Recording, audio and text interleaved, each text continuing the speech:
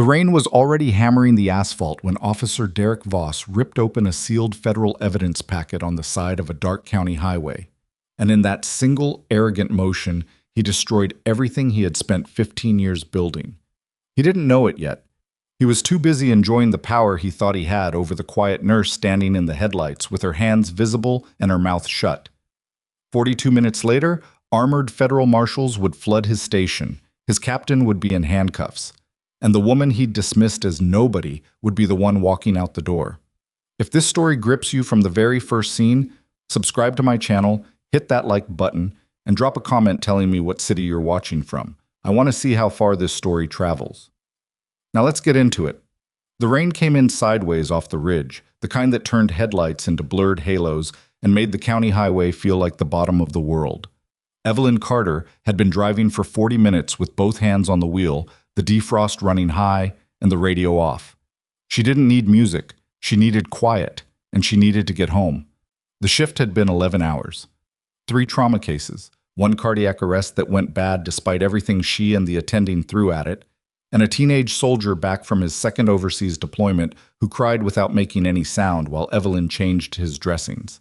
She had held his wrist for a moment before she left the room.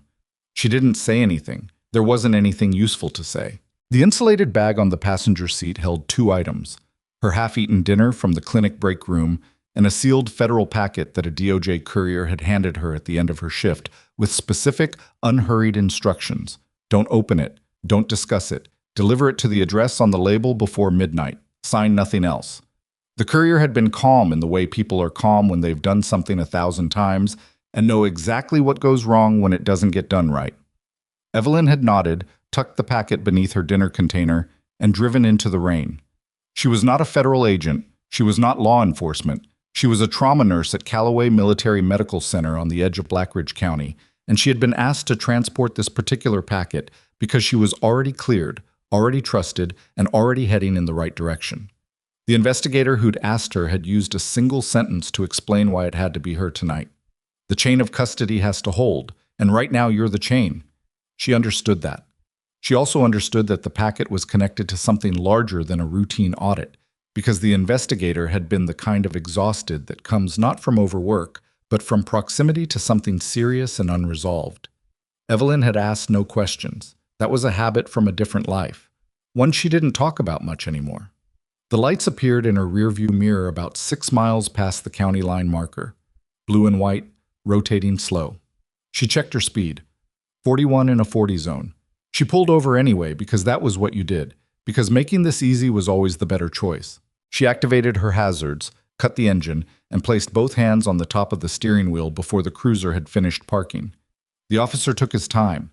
She watched him in the side mirror, saw the silhouette pause inside the vehicle, doing something on his console. She waited. The rain hit the roof of her car in a continuous low roar.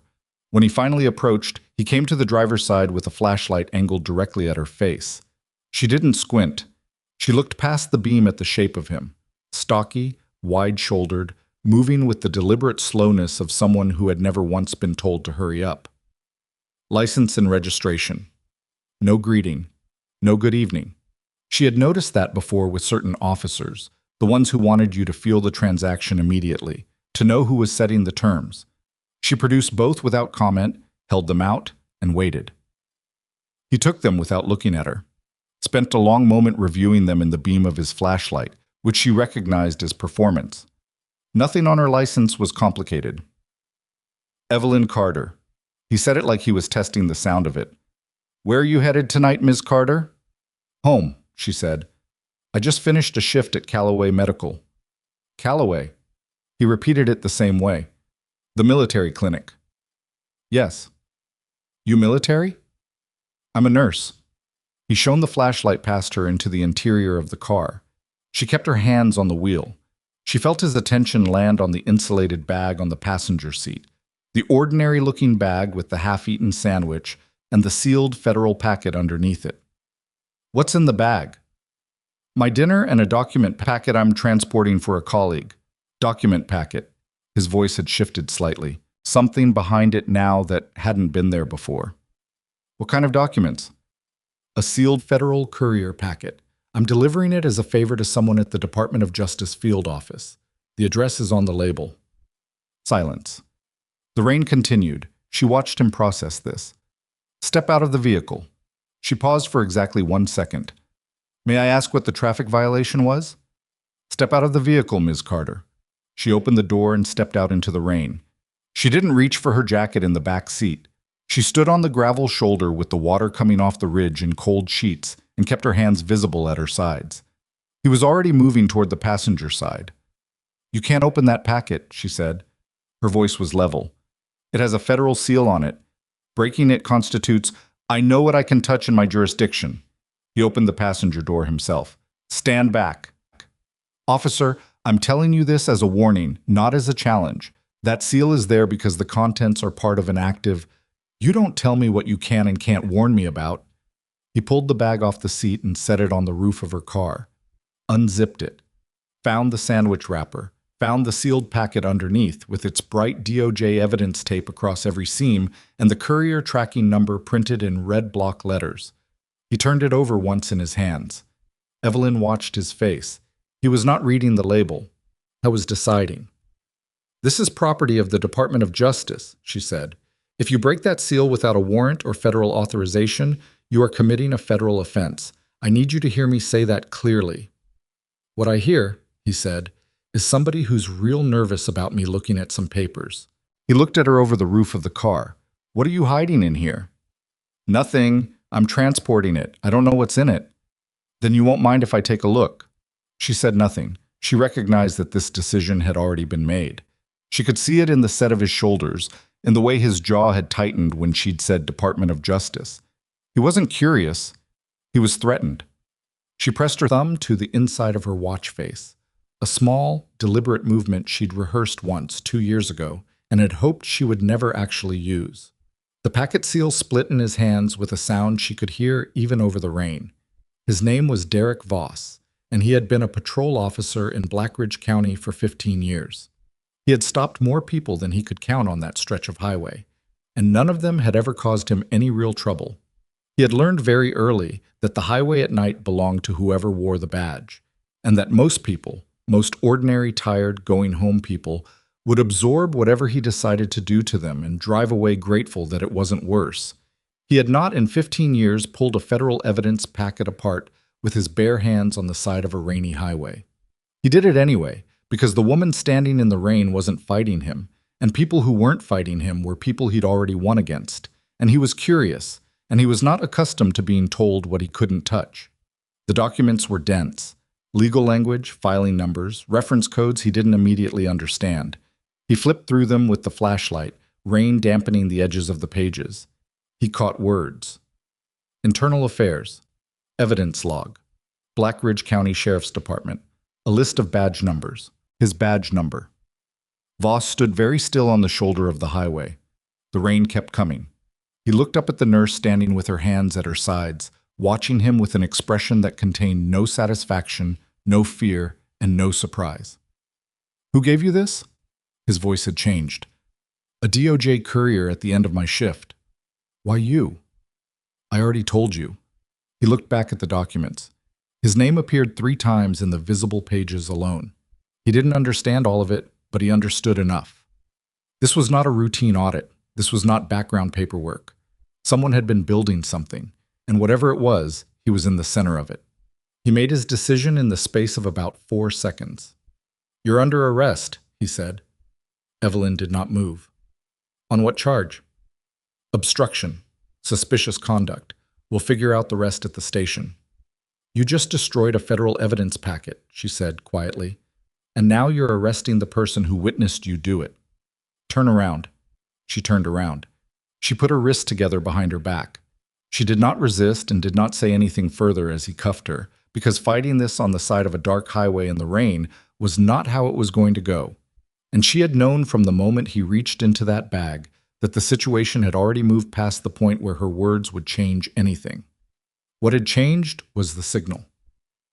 The watch had been issued to her 14 months ago by a federal investigator named Darren Okafor, who had sat across from her in a coffee shop near the clinic and explained, in the patient and slightly tired way of someone who expected to be disbelieved, that the corruption case he was building had a perimeter problem. Evidence was moving through a county where certain officers had a documented pattern of interference. He needed a carrier who was cleared, credible, and unlikely to be identified as a federal asset.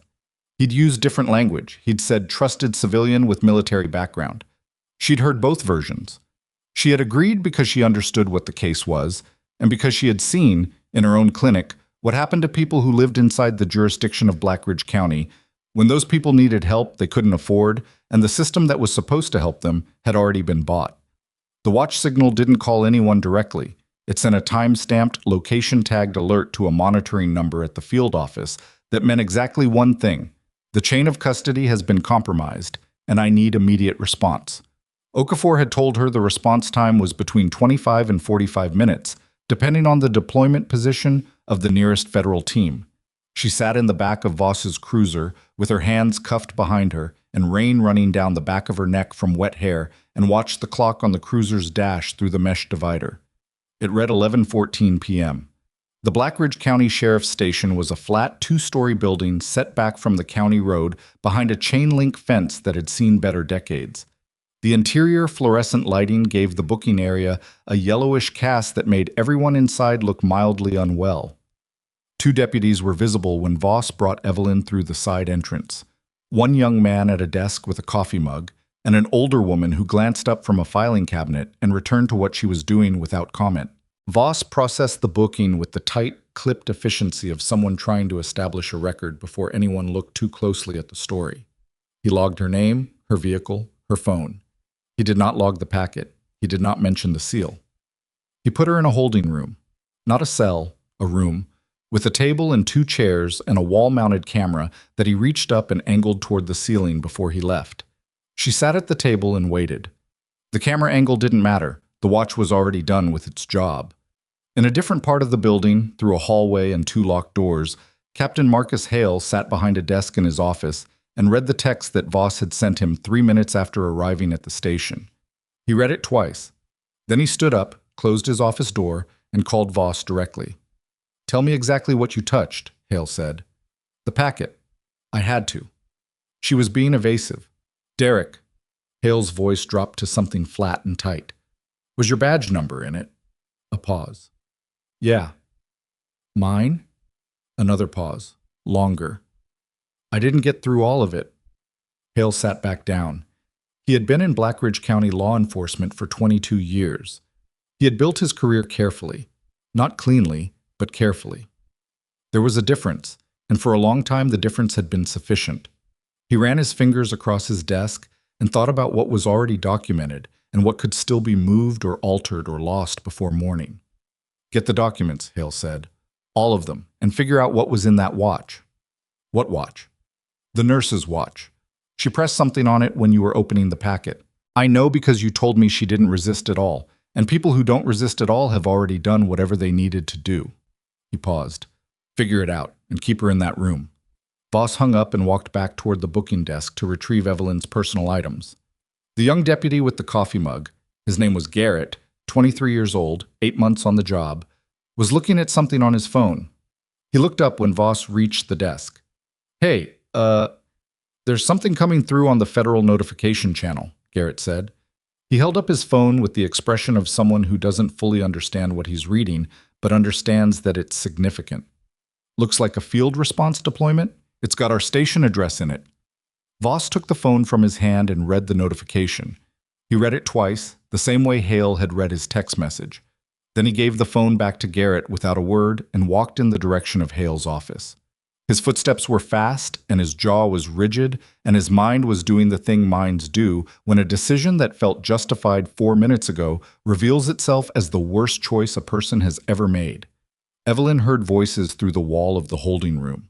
She couldn't make out the words, but she could make out the register, the particular pitch of men realizing they are out of time. She had heard it before. Not in a police station. In a forward operating base, in a tent with a broken generator and a sat phone that had just delivered news that changed the shape of the next 12 hours. That register was universal. It crossed geography and profession and every other dividing line. It was the sound of the moment a plan meets the fact of what actually happened. She folded her hands on the table in front of her and waited. The clock on her mental count put the federal response somewhere between 8 and 20 minutes out. She had been in the holding room for 14 minutes. Hale entered first, alone, which surprised her slightly. He was a tall man in his mid-50s, the kind of person who had learned to carry physical size as authority so long ago that he'd probably forgotten the two were separate things. He sat across from her and put both hands flat on the table.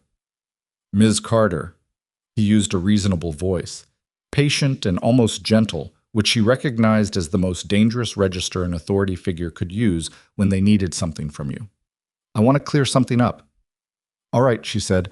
"Officer Voss made an error tonight. He recognizes that. There was a miscommunication regarding the nature of the packet you were carrying, and we want to correct the record." He paused. "If you're willing to speak with me about the contents of what you were transporting and tell me who specifically assigned you to transport it, we can resolve this quickly. You'd be home before 1 a.m. She looked at him for a moment. "You want me to tell you who at the DOJ field office is running the investigation?" He didn't blink. "I want to understand the full picture of what happened tonight so we can make sure everyone's interests are protected." "Including yours." The patient voice thinned slightly. "Including everyone's, yes."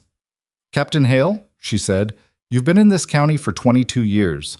You know what a federal notification response deployment looks like when it hits your system." She watched his face. "You've already seen it, or Voss has, and someone sent you in here hoping I'd give you something you could use to slow it down or redirect it." She tilted her head slightly. "I won't do that." He was quiet for several seconds. The reasonable expression held, but something behind it had shifted, a recalculation, visible at the edges. He stood up slowly, the way people stand when they're trying not to look like they're leaving. "We're going to need to hold you a while longer," he said. "That's fine," she said. He left. She heard the lock engage. She looked at her hands on the table. The cuff had been removed when they'd processed her, standard for holding rooms in smaller stations, where the room itself was considered sufficient containment. She was glad for that. Her wrists ached less when they weren't pinned. She thought about the soldier she'd sat with earlier that evening, the one who cried without sound. She thought about what it took to survive something that left no audible mark, and what it said about a person that they still showed up for the next shift. Outside the station, on the county road, a pair of headlights turned off the main route and went dark. Then two more. The vehicles moved without lights the rest of the way to the fence line, and the men inside them moved with the particular economy of people who knew exactly what they were walking into and had done it enough times to have stopped finding it dramatic. The front entrance was the first point of contact. 3 vehicles, federal plates, and 4 agents in raid jackets that caught the glow of the parking lot lights as they approached the doors. The agent at the front held credentials and a sealed court order and knocked with the flat of his hand. Not a hammering knock, but a deliberate one. The kind that says, "We are not asking permission, we are giving notice."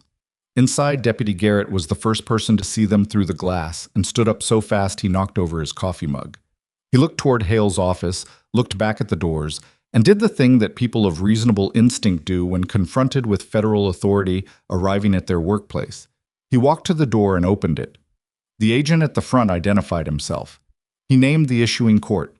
He named the specific statutes. He asked for the officer in charge. Garrett pointed toward the hallway. The search of the building was systematic and unhurried. 2 agents went directly to the booking area. 1 went to the evidence locker with a warrant that covered 3 years of documentation. The primary agent walked the hallway and knocked on Hale's office door with the same flat, deliberate knock. Hale opened it. He had clearly been expecting this because he was standing and his jacket was buttoned and his expression had collapsed into something controlled and resigned. The calculation had run its course in the past few minutes and reached its conclusion. "Captain Marcus Hale," the agent said, "I need you to come with me."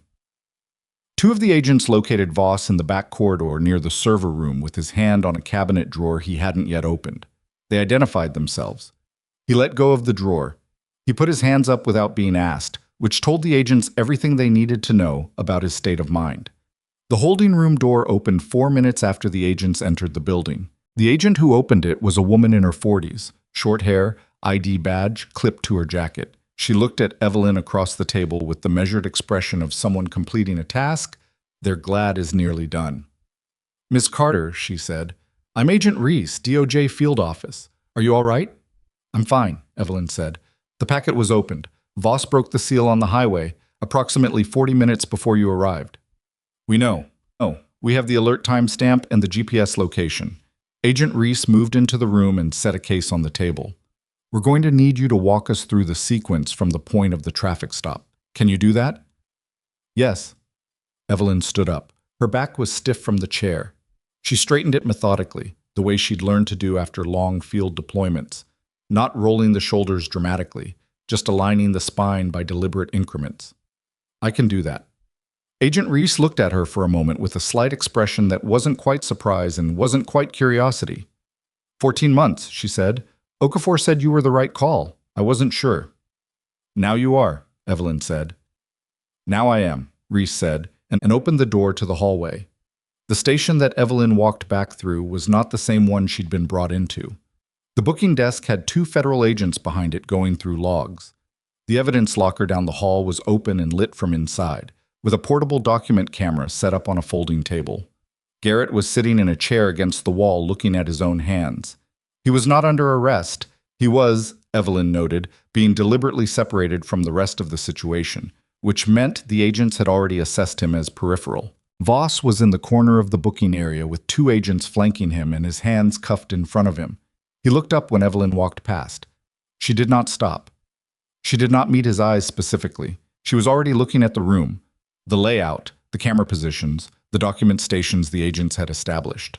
The way she looked at a trauma bay when she walked in, cataloging what was in place and what still needed doing. Hale was not visible. He was presumably in a separate room with separate agents, having a separate conversation that would determine the next chapter of the rest of his life. Evelyn sat down at a table with Agent Reese and a second agent named Torres, who had a recording device and a notepad and an expression of professional patience. She began with the moment the lights appeared in her rearview mirror. She moved through the stop, the demand, the seal being broken, the watch signal, the arrest, the holding room, and Hale's visit. She spoke in the same order events had occurred. She did not editorialize. She did not add interpretation. She gave them sequence and direct speech as accurately as she could reconstruct it, and when she wasn't certain of exact wording, she said so. Torres wrote. Reese listened. The recorder ran. Outside, the rain had not stopped. It came off the ridge in the same cold sheets it had been coming off the ridge all night, running across the parking lot and gathering at the chain-link fence in dark, fast-moving channels. The federal vehicles sat under the parking lot lights with their plates catching the wet reflection. The county cruiser Voss had driven sat at an angle near the entrance, doors still open, dome lights still on, rain beginning to pool on the driver's seat. Evelyn looked at it through the station window once, between questions. She thought about the packet, what was left of it, now in the hands of the agents who were already processing the document contents against the evidence log they'd brought from the field office. She thought about the courier who'd handed it to her that evening with specific, unhurried instructions, and about Okafor in his office somewhere, presumably awake, watching the alert come through and making the calls he'd planned to make. She thought about the soldier with the wet face and the silent cry, and she thought about the particular kind of strength it takes to keep showing up after the thing that broke you. Not because you've healed, not because it stopped hurting, but because the shift is there and the people in the beds need what only you can give them, and you are, when it comes down to it, someone who doesn't leave when it gets hard. Ms. Carter, Torres had looked up from the notepad. In the holding room, Captain Hale asked you to identify your contact at the field office. Can you confirm you declined? Yes. And at no point did you provide the name of the investigating officer or the nature of the case? No. Torres made a note. Reese was looking at the window, at the same rain-soaked parking lot Evelyn had been looking at. There's something else, Reese said, not quite to Evelyn and not quite to herself. She turned back. The documents Voss opened. The top 3 pages were the evidence index. Page 4 was a witness list. She paused. Your name was on it. Evelyn was quiet for a moment. I know. He saw it? I don't know what he read specifically. He recognized his own badge number. I could see that. Everything after that was reaction. Reese nodded slowly. She picked up her pen and turned it in her fingers. Not writing, just holding it. He arrested a federal witness, she said, while breaking a federal seal, while in possession of documents naming him in an active corruption investigation. She set the pen down. There's a word for that. Several words, Evelyn said. Several, Reese agreed. Through the wall from the booking area came the sound of a door opening and voices. One of them, Voss's, elevated, beginning a sentence that ended quickly under a calmer voice that Evelyn recognized as the particular tone of a federal agent who has said the same words enough times to have lost any emotion about them whatsoever. She looked at the table surface. There was a scratch on it, long and diagonal, from some prior interaction that had been more forceful than whatever this surface was built for. She ran her finger along it once, not thinking about anything in particular. Then Reese's radio clicked, and a voice she hadn't heard before came through it with 4 words that made Reese sit up straight. "Hale's talking. He's talking." Reese looked at Torres. Torres capped his pen. Both of them looked at Evelyn, and there was something in that look that she recognized. Not gratitude exactly, not relief, but the particular expression that crosses a person's face when a long, difficult thing has finally turned a corner and the shape of what comes next has become visible. "We're going to need another hour of your time," Reese said. "I've got time," Evelyn said. She did. She had been through longer nights than this one and come out the other side still standing, still useful, still the person that other people needed her to be when things went sideways, and the situation required someone who would not flinch. The station hummed with activity around her, agents moving through rooms, documents being cataloged, the long and patient machinery of federal accountability beginning to turn. Voss was in one corner of it, and she was in another, and between them, somewhere in the building's architecture, Hale was telling someone what he knew, which meant the shape of what they'd been building together was about to become fully legible for the first time. She thought about the packet, the way it had looked in Voss's hands, the bright DOJ tape, the red block letters, the weight of what was inside it held in the hands of a man who had already decided it was something he could manage. He had been wrong about that. He had been wrong about several things tonight, but that one, she thought, was the one that mattered most. She pressed her palms flat on the table, straightened her back, and waited for whatever question came next. Outside, the rain continued to fall, and in a room 2 corridors away, Marcus Hale had started talking and could not seem to stop. Hale talked for 2 hours and 19 minutes without stopping for anything except water, which he asked for twice, and which Agent Reese provided without comment both times. Evelyn wasn't in the room for it. She was in a different part of the station, at a table that someone had cleared of paperwork and supplied with a cup of coffee that had gone cold before she touched it. Agent Torres sat across from her, finishing his notes from her deposition, occasionally asking her to clarify a timestamp or a specific exchange of words. The work was detailed and slow in the way that mattered. Not slow because anyone was being careless, but slow because getting it right the first time was the only version that counted. She answered every question. She drank the cold coffee anyway. Through the wall, she could hear the building continuing to process itself. Voices moving between rooms, the sound of cabinet drawers opening and closing, the particular clatter of a portable printer running documents. Sometime around 1:30 a.m., she heard a door open at the far end of the corridor and footsteps that moved with less authority than they had 6 hours ago. She didn't look up. Torres was asking her to confirm the exact position of her hands when Voss had first approached the vehicle, and she was trying to give him an accurate answer instead of a convenient one. "Both hands on the wheel," she said. "I had placed them there before he left his vehicle. I wanted it visible from his dash camera." Torres looked up. "You were aware his camera would be running." "I assumed it would be. Standard equipment." "You positioned yourself for it." "I positioned myself so that nothing I did could be misread." She looked at him steadily. "That's not the same thing. He wrote something. She couldn't tell if it was what she'd said or a reaction to it. The statement wrapped at 10 minutes past 2.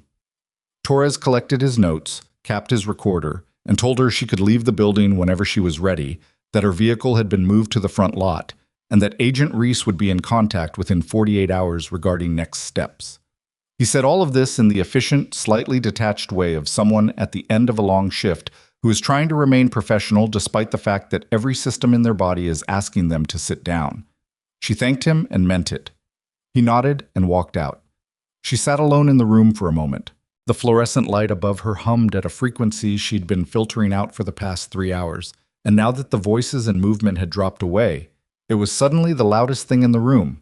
She pressed 2 fingers against the center of her forehead, held them there for a count of 5, and then stood up. The parking lot outside the station was lit pale orange under the security lights. The rain had dropped to a thin, persistent drizzle.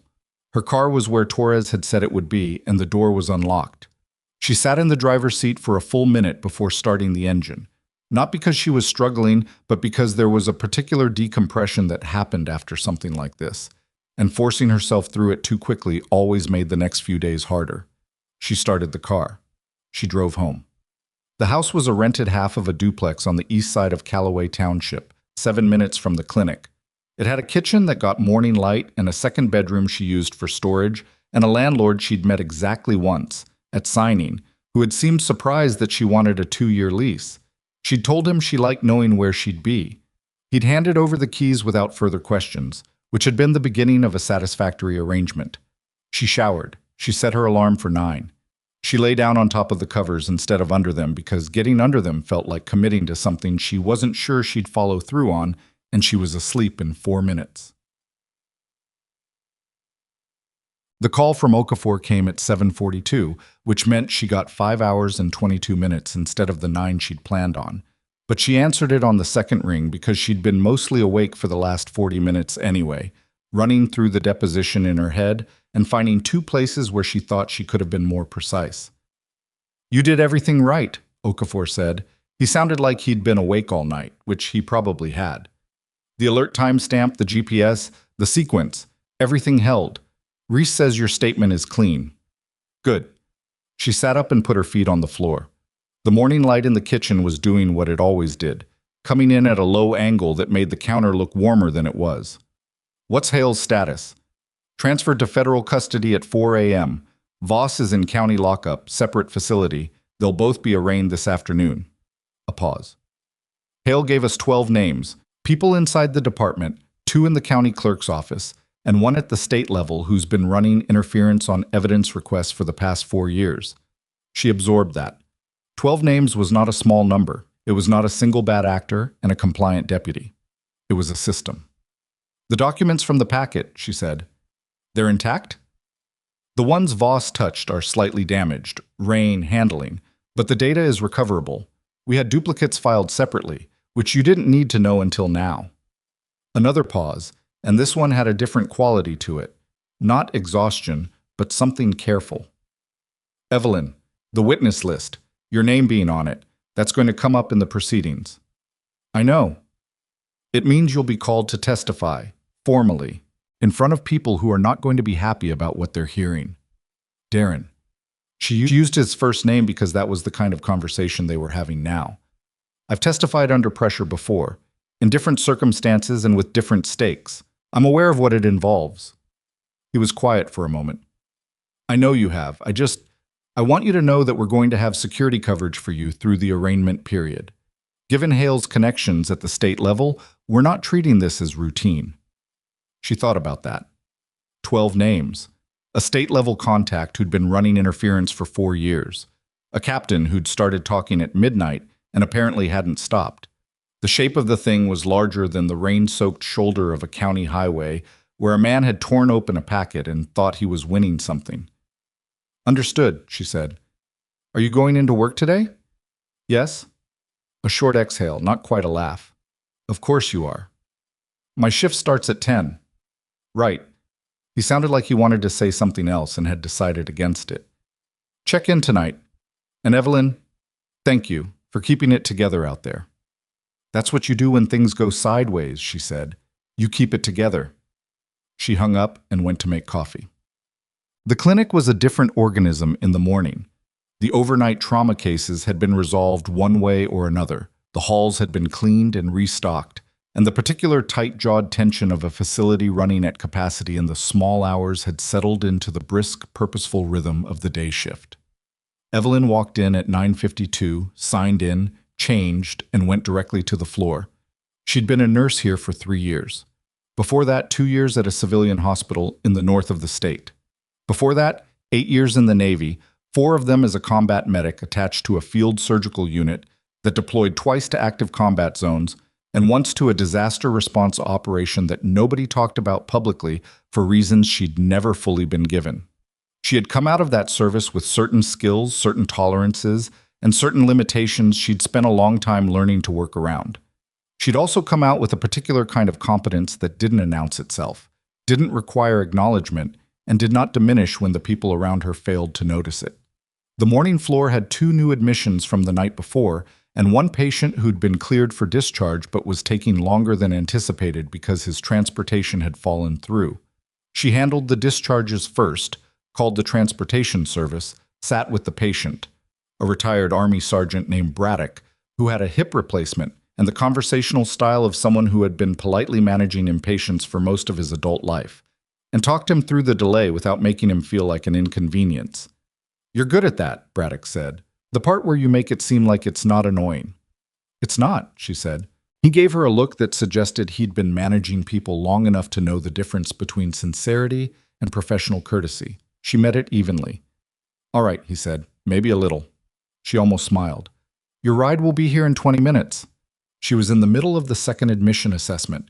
A young corporal named Fitch, who'd come in through the night with a shrapnel wound that had been treated in the field and subsequently developed an infection that someone, somewhere, had optimistically undertreated, when her charge nurse, a solid, unflappable woman named Darlene, appeared at the curtain. "Hey, there are 2 people at the front desk asking for you. Not family. They said federal." Evelyn continued noting the wound margin on Fitch's chart. "Tell them I'll be out in 10 minutes. Darlene paused. "Should I?" 10 minutes, Evelyn said. "Corporal Fitch's wound has to be documented before anything else happens." Darlene left. Fitch, who had been watching this exchange with the particular alertness of a 24-year-old who had learned that paying attention kept him alive, looked up at Evelyn. "Federal," he said. "That bad?" "It's not about you," she said. "How long has the margin been this color?" He told her. She documented it. She dressed the wound, updated his chart, wrote a note for the attending, and then walked to the front desk at exactly 11 minutes past when she'd said she would, which was close enough. The 2 people waiting were not Reese and Torres. One was a man she didn't recognize, but mid-50s, gray at the temples, wearing a jacket that was good quality but not new, which she'd learned years ago was the specific aesthetic of people who had budget for clothing but not interest in it. The other was a woman, younger, with a laptop bag over her shoulder and a folder under her arm. "Ms. Carter." The man extended a hand. "My name is Whitfield. I'm the lead investigator for the federal task force that's been running the Black Ridge County corruption case for the past 22 months. He did not say which agency. She noted the omission. "This is my associate, Margot Park. We'd like to speak with you privately if you have somewhere we can sit." She took them to a consultation room off the main corridor, small, adequate, chairs that were built for short conversations. She closed the door. Whitfield sat.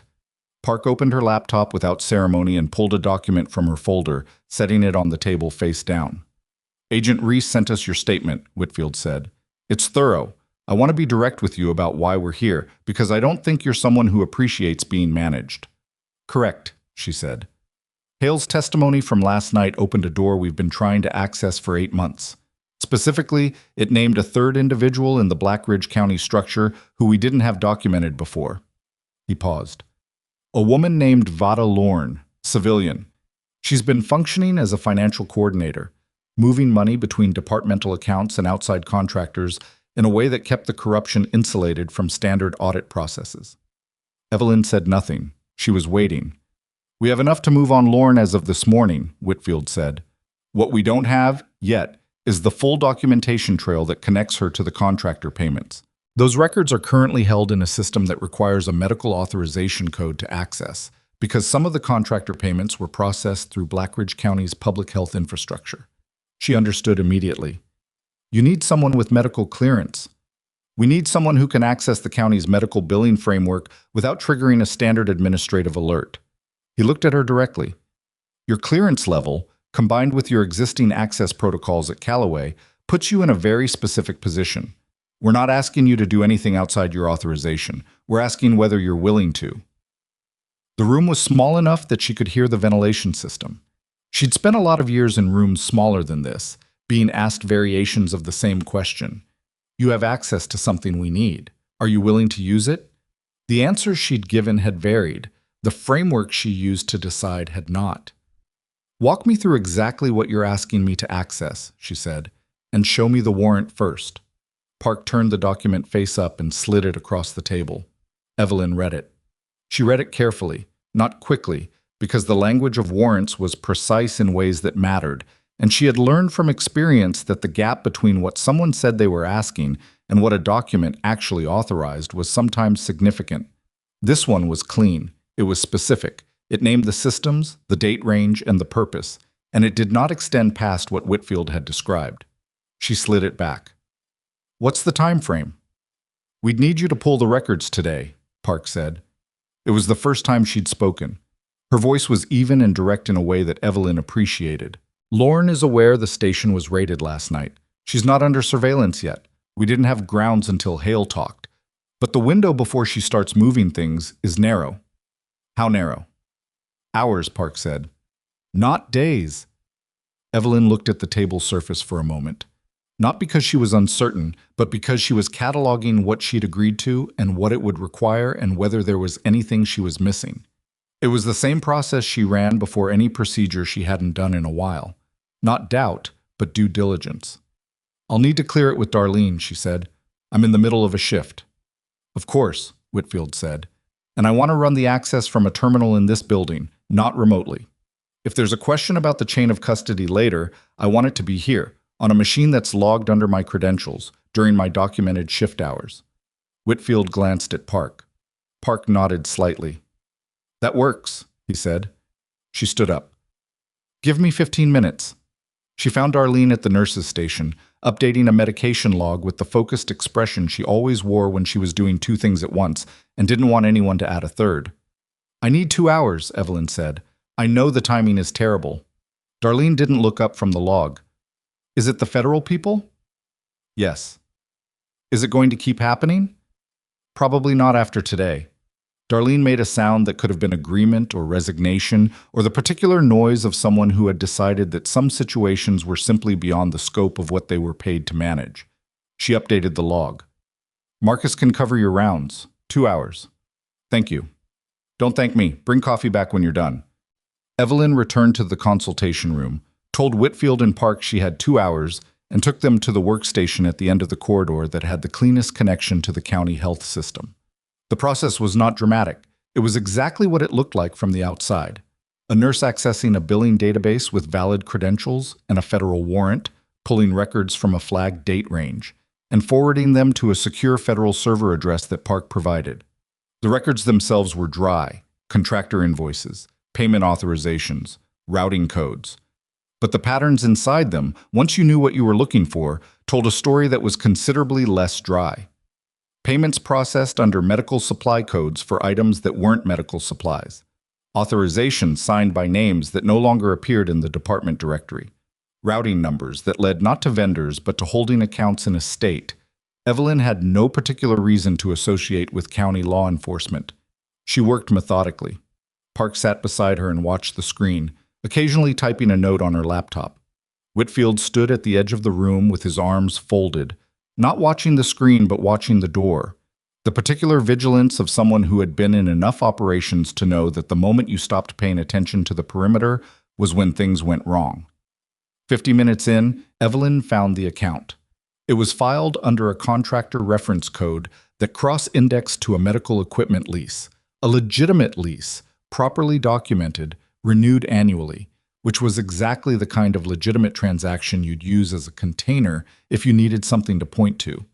But the payment amounts didn't match the lease terms. The excess, routed monthly, in amounts small enough to evade automated flagging, had been accumulating for 4 years in an account that Evelyn could see the number of but not the name attached to.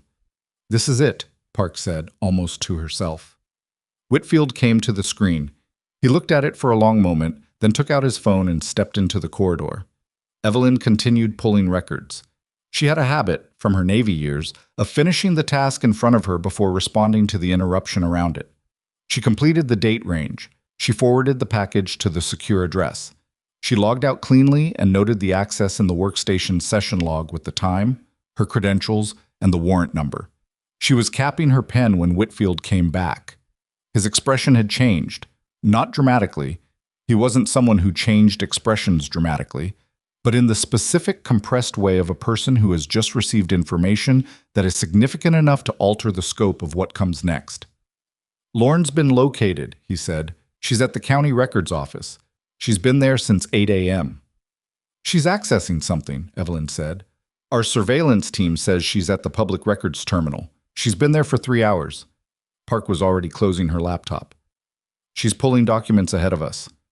We have enough to hold her now." Whitfield looked at Evelyn. "The records you just pulled, they're being compared against the account data we took from the station last night. If it matches, and it's going to match, we have the full financial chain." He paused. "But there's a problem." She waited. "The account Lauren's been using. We can see the routing, we can see the amounts. But the terminal account, where the money actually ended up, is registered under a legal entity that we've been unable to identify for the past 8 months. We thought it was offshore. Based on what you just pulled, it's not." He set his phone face up on the table and turned it toward her. "The entity is registered in this county, and the registered agent's address is a building that Callaway Military Medical Center uses for its administrative overflow." Evelyn looked at the address on his phone. She knew it. She'd sent paperwork there 3 times in the past year. Standard administrative forwarding for personnel documentation. The building was used by the clinic's administrative department, and the administrative department's liaison to external contractors was a position that had been held for the past 5 years by a man named Raymond Solis, who had been at the clinic longer than she had, who had a habit of eating lunch alone at a picnic table outside the east entrance, and who had, 6 weeks ago, asked her in passing whether she knew anything about the federal auditors who'd been requesting documentation from the clinic's supply chain records. She had said she didn't. She had thought nothing of it. She thought about it now. She looked up from the phone at Whitfield's face, and the expression she found there told her that he'd already connected the same line she just had, and that the 2 hours she'd been using to pull financial records from a billing database had just become considerably more complicated. "Raymond Solis," she said. Whitfield's jaw tightened by a fraction. "You know him." "He works here," she said. "He's been here since before I arrived." Park had stopped moving. The room had taken on the particular stillness of a space where everyone present has just realized the thing they were looking for has been inside the building they're standing in the entire time. Evelyn put her pen down on the table. "He asked me about the federal auditors," she said, 6 weeks ago. "What did you tell him?" "Nothing. I didn't know anything at that point." She looked at Whitfield steadily. "But he knew enough to ask." Whitfield picked up his phone and began typing with the controlled speed of someone managing urgency without letting it become visible. Park had her laptop open again, pulling something Evelyn couldn't see from across the table. "We need to know his current location in the building," Whitfield said. Evelyn stood up. She already knew that. She knew this building's rhythms the way she knew a patient's vital signs. Not because she'd memorized them deliberately, but because she'd spent enough time inside them that deviation registered automatically. It was 12:47 p.m. on a Wednesday. Raymond Solis ate lunch at 12:30 at the picnic table outside the east entrance. She crossed to the window at the end of the corridor, the one that looked out over the east side of the building. She looked down at the picnic table. It was empty. She looked at the parking lot adjacent to it. A car she recognized as his, a gray sedan with a dented rear bumper that had been dented for as long as she'd known him, was not in its usual space. She turned back. "He's not here." Whitfield was already on his phone. Park was reading something on her screen with the expression of someone who had just found a thing they were not entirely glad to have found. "Margot," Whitfield said. "His badge was logged out of the system at 12:31, Park said. "He swiped out at the east entrance, 12:31. 11 minutes before Evelyn had pulled the account record that named his registered address. Either he'd known the window was closing, or it was coincidence, and Evelyn had spent too many years in situations where coincidence was expensive to be comfortable calling it that. Whitfield was already moving toward the door with his phone at his ear, giving someone an address, a description, a vehicle plate number, and clipped, fast words. Park was right behind him with the laptop bag over her shoulder and the folder under her arm, and the expression of someone who had not yet finished one task and was already running toward the next one. They were in the corridor before Whitfield turned back to look at Evelyn. "Stay in the building," he said. "Don't contact Solis. Don't mention this to anyone in the facility until I call you." "I understand," she said. He held her eyes for 1 second, Not a challenge, not gratitude, just the kind of look that passes between two people who both understand that a situation has changed shape and that the shape it's taken now requires something different from both of them. Then he was gone, and Park was gone, and the corridor was empty except for the ventilation hum and the distant sound of the day shift moving through its afternoon rhythms in the other direction. Evelyn stood at the window for a moment. The empty picnic table, the empty parking space. Somewhere in this county, Raymond Solis was in a gray sedan with a dented rear bumper, and he had 11 minutes on them, and he knew, or suspected, that the window had closed. She turned away from the window. Darlene wanted coffee. She had rounds to finish. Corporal Fitch's wound margins needed a second assessment before the end of the shift. She walked back toward the floor with the particular kind of steadiness that had nothing to do with feeling steady and everything to do with knowing that the work in front of you is the only thing that's yours to control. Behind her, through the glass, the parking space stayed empty. The afternoon shift moved away. Afternoon shifts always moved, steadily, without ceremony, with the particular forward momentum of a facility that did not stop, because the people inside it were tired or distracted or quietly managing something that had nothing to do with the patients in the beds. Evelyn checked Corporal Fitch's wound margins at 115. The infection border had not expanded since the morning assessment, which was the correct direction but not yet cause for optimism. She adjusted his antibiotic protocol, documented the change, and explained it to him in plain language because he was the kind of patient who did better with information than without it. "So it's not worse," Fitch said. "It's not worse," she confirmed. "That's what we want right now." "That's a low bar." "It's the right bar for where you are today." She capped her pen. "Tomorrow we move the bar." She left him with that and moved to the next room, and the one after that, and the one after that. The floor had a rhythm, and she fit herself into it the way she always did, not by suppressing what was running underneath, but by giving the work its required portion of her attention and not letting the rest pull her off center. Whitfield had not called. She noticed this in the way you notice weather, not anxiously, but as a fact that had implications. 11 minutes was not a large head start for a man in a gray sedan on county roads. She knew the layout of. Either Solis had been found quickly, or he hadn't been found, or something had complicated the pickup and Whitfield was managing it. She finished her rounds at 2:40. Darlene materialized beside her at the nurse's station with the expression of someone who has been patient and is now ready to stop being patient. "Coffee," Darlene said. "I forgot," Evelyn said. "I know you forgot." Darlene pulled a cup from the station cabinet and filled it from the break room pot that had been sitting too long. She handed it over. "The federal people left in a hurry." "Yes." "You want to tell me what's happening?" Evelyn looked at her. Darlene was 51 years old and had been a charge nurse for 16 of those years, and had, in that time, developed a highly accurate sensor for the difference between situations she needed to know about and situations she needed to stay out of. The sensor was reading the latter, and she knew it, and she was asking anyway, which meant she was asking out of concern rather than curiosity. "I can't tell you the specifics," Evelyn said. "What I can tell you is that it doesn't involve the clinic's operations or anyone on the floor." Darlene looked at her for a moment. "Raymond left early." "I know. He never leaves early." "I know that too." Darlene drank her own coffee. She was quiet for a moment in the way she was quiet when she was deciding how much weight to put on something. "All right," she said. "You'll tell me what you can, when you can." "Yes," Evelyn said. "I will." Darlene went back to the medication log. Evelyn stood at the nurse's station and looked at her phone, which had not rung. It rang at 3:17. It was not Whitfield. It was a number she didn't have saved, and the voice on the other end was female and tight, with a specific kind of tension that Evelyn recognized as someone who was not afraid, but was very close to something that was going wrong.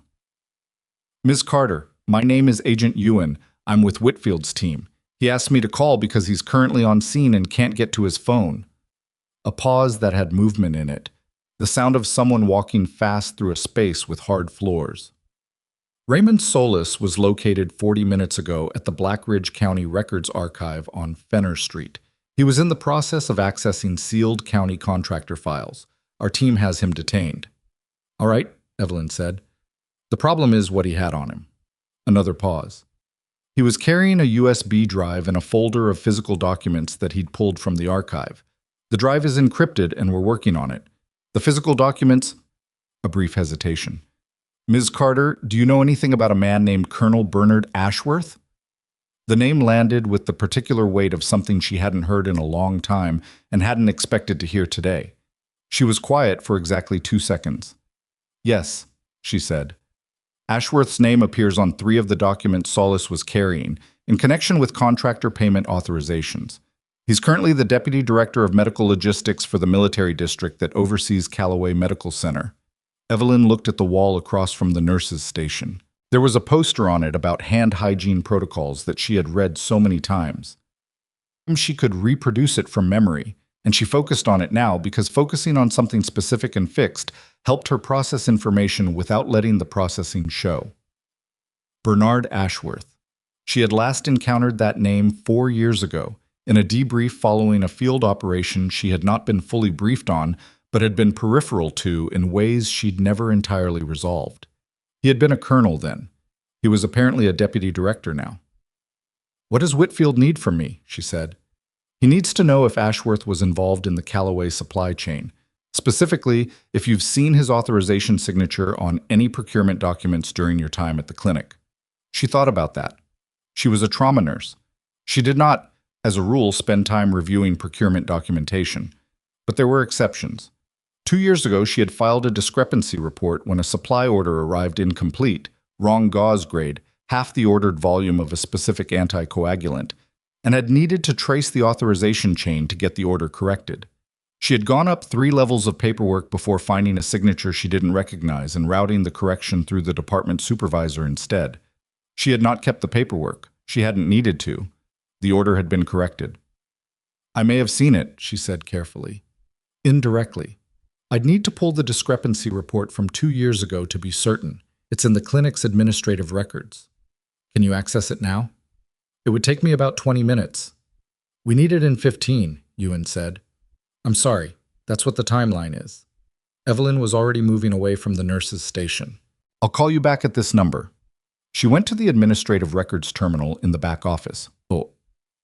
The same office where Raymond Solis had had his desk for 5 years, which she registered and set aside, and pulled up the discrepancy report log for the period 2 years prior. The system was slow. It was always slow. She drummed 2 fingers on the edge of the keyboard once and stopped. The report came up. She found the authorization chain. She found the signature. It was not labeled with Ashworth's name. It was a code, a 4-digit authorization code that any procurement officer would know corresponded to a specific signatory, and that a nurse accessing the system without procurement training would have no reason to decode. She had not decoded it 2 years ago. She decoded it now, using the reference table in the system sidebar, and the name it resolved to was Bernard R. Ashworth, Deputy Director, Medical Logistics, District 7. He had authorized a supply order that arrived materially different from what was specified, and he had been doing it for... She scrolled through the report history, cross-referencing date ranges, at least 31 months. She took photos of the screen with her personal phone, then thought about chain of custody and used the terminal's print function instead, collecting 4 pages from the office printer and folding them into her jacket pocket. She called Ewan back at 3:33. I have it, she said. His authorization code appears on at least a dozen supply discrepancy records going back 2.5 years. I have printed copies. A brief silence on Ewan's end, and then the particular exhale of someone who has been waiting for a piece to fall into place. We need those brought to us. Can you leave the building? I have 40 minutes left on my shift. Ms. Carter, I'll talk to my charge nurse. Give me a location. Darlene's response to, I need to leave 40 minutes early because of the federal situation, was a single long look that communicated several things simultaneously, including but not limited to, I knew this wasn't finished, I am not surprised, and go before I change my mind. She said none of these things aloud. She just pointed at the door. Evelyn drove to the address Ewan gave her, a county parking structure on Fenner Street, 3rd level, which turned out to be where 2 federal vehicles were parked nose to nose with a 3rd vehicle she didn't recognize between them. Whitfield was there, standing beside the open door of the middle vehicle, on his phone. He ended the call when he saw her. She handed him the printed pages without preamble. He looked through them quickly. not reading every line, but scanning for the authorization codes, cross-referencing against something on his phone. His expression did not change while he read, which was the expression of someone who has learned to manage reaction as a professional discipline. "This puts Ashworth in the supply chain," he said. "Yes." "Did you know who he was when you filed the discrepancy report?" "No, I was fixing an order problem. I didn't trace the authorization chain past what I needed to." He looked at her. "If you had known, I would have reported it," she said, "to someone. I'm not sure who at that point. I didn't have a direct line to your office 2 years ago." "You do now," he said. "I do now," she agreed. Whitfield folded the papers and handed them to Ewan, who materialized beside him with an evidence bag. He watched Evelyn for a moment in the way he'd watched her in the consultation room, assessing, but not unkindly. "Ashworth is in Washington," he said. "He's been there for a conference since Monday. He's scheduled to fly back to the district on Friday." He paused. "We're not moving on him until we have the encrypted drive." "How long will that take?" "Our tech team says 2 to 4 hours, maybe less." He put his hands in his jacket pockets, a gesture that was uncharacteristically loose for him. "The problem is that Ashworth has access to the same federal notification system that would have flagged last night's action at the station. He's been monitoring it as part of his logistics role for the past 3 years. She understood what he wasn't saying. He already knows about the raid. He's known since approximately 5 a.m. And the detention of Solis? Since about an hour ago. We weren't fast enough on the communication blackout. She stood in the parking structure with the sound of the ventilation system running somewhere above them, and thought about what a man who had been running a financial operation through county law enforcement and military medical logistics would do when he learned that both his county contact and his financial coordinator had been detained in a 24-hour window. "He'll move the money," she said. "He can't. We filed for a freeze on the routing accounts." "Then he'll move himself." Whitfield said nothing, which was its own answer. "He'll leave the conference," she said. "Not on Friday. Today." Whitfield looked at his phone. It was 3:51 p.m. "We have a team watching the hotel. If he leaves? If he leaves before your freeze is confirmed, what happens to the account trail? The routing freeze holds regardless of his location. The legal authority doesn't require his presence." He said it with the confidence of someone who had verified this already. But there was something under the confidence, not doubt, but the awareness that the distance between legal certainty and practical outcome was sometimes wider than it looked on paper. Evelyn looked at the folded pages disappearing into Ewan's evidence bag. 4 years of monthly diversions, a legitimate lease used as a container, authorization codes buried in procurement records that a trauma nurse had stumbled across while trying to get the right gauze delivered to a ward. "What do you need me to do now?" she said. "Right now? Nothing." Whitfield looked at her with an expression that was almost uncomfortable. She had the sense he was not accustomed to telling assets. There was nothing for them to do, and that the discomfort was about that rather than anything else. "Go home. We'll contact you when the drive is decrypted." She went home. She fed herself something from the refrigerator that she didn't particularly taste. She sat at the kitchen table with the morning light long gone and the overhead light making the room feel smaller than it was, and she thought about Ashworth. She had met him once, briefly. At the end of her last field deployment, at a transition debrief that had covered a lot of ground very quickly and left several things unresolved. He had been a colonel then, and she had been a Navy medic 6 weeks from discharge, and he had shaken her hand with the perfunctory warmth of a senior officer who shook many hands and remembered few of the attached names. She remembered his. She remembered it because of the discrepancy report, and because in the months after she'd filed it, she had found herself going back to the supply records occasionally, not for any particular reason, just because the irregularity had bothered her in the way irregularities always bothered her. She had not found anything actionable. She had not known what she was looking for. She had filed the report and moved on, and told herself that was the right call. It had been the right call. The problem was that the right call and the complete call were not always the same thing. Her phone rang at 6:48. Whitfield. "The drive is decrypted," he said. He sounded like a man who had just absorbed something significant and was still working out the dimensions of it. "I need you to listen to what I'm about to tell you carefully." "I'm listening," she said. "The drive contained financial records, which we expected. It also contained a communication log, emails, internal messages going back 4 years. The log includes correspondence between Solis and Ashworth, and between Ashworth and a third party we're still identifying. He paused. There's also a file that contains personnel records, specifically records related to federal witnesses connected to the Blackridge County investigation. She was very still. Your name is in it, Whitfield said. Your name, your address, your vehicle registration, your shift schedule at Callaway, and a note that was added approximately 6 weeks ago that reads, has contact with DOJ. Determine scope before next action. She heard her own breathing, steady. She kept it that way. 6 weeks ago, she said. When Solis asked you about the federal auditors. Yes. He was already profiling you. We don't know yet if that information was shared with Ashworth or with anyone connected to Voss. A pause. Evelyn, we think Voss pulling you over last night may not have been random. The kitchen was very quiet. The refrigerator hummed. The overhead light made the same small room it always made. You think he was looking for me specifically, she said.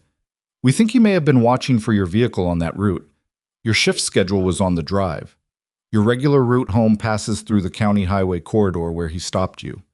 She thought about the patrol car lights appearing in her mirror, the way he'd taken his time before approaching, the way he'd gone directly to the passenger seat, not looking for contraband generally, but angling for the bag specifically.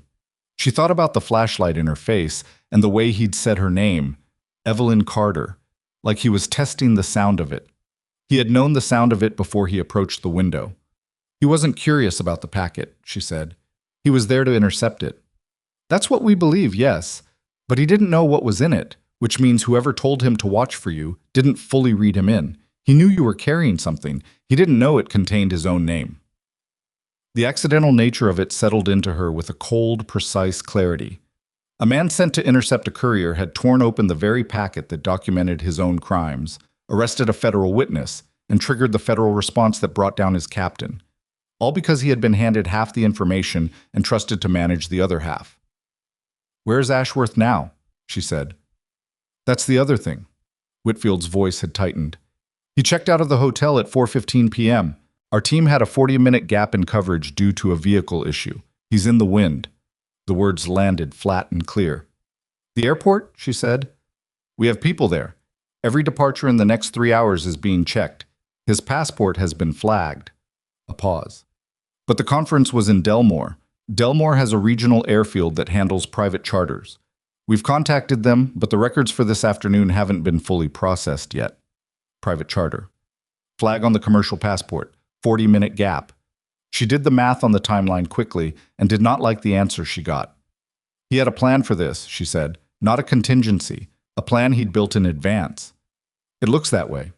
She stood up from the kitchen table. She was still in her clinic clothes. She had not changed when she got home, which was unlike her, and she noticed this now as a data point about the state of the past several hours. What do you need from me? She said. Right now I need you to go somewhere that isn't your home address. He said it with controlled urgency. Not panic, but close enough to it that she registered the register.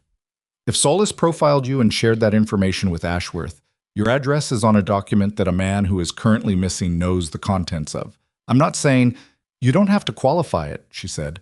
Where do you want me to go? We have a secure location in Callaway Township. I'm sending the address to your phone now. A pause. Bring an overnight bag. I don't think this will go past tomorrow, but I'll be there in 20 minutes, she said. She changed clothes in 4 minutes. She packed in 7. She left the kitchen light on because she always left a light on when she left in a hurry. An old habit from field deployments, from the superstition that a lit space looked occupied. And she drove with both hands on the wheel and the radio off and her eyes on the mirror more than usual. The secure location was a nondescript building on the east side of the township that had the exterior of a low-budget accounting firm and the interior of a facility that had been purpose-built for exactly the kind of situation she was currently in. An agent she hadn't met named Colby met her at the door and showed her a room that had a bed, a desk, a window with a secure exterior, and a direct line to Whitfield's cell number written on a card next to the phone. She set her bag down. She sat on the edge of the bed. She looked at the card with the number on it.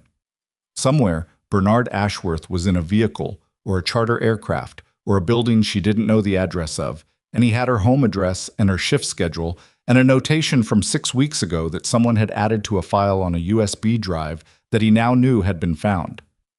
She thought about the drives she'd seen in her career, the way information moved, not cleanly, not in straight lines, but in the messy, overlapping way of systems that had been built by people who were trying to avoid being caught rather than trying to be efficient. The money had moved through medical billing codes. The communication had moved through contractor correspondence.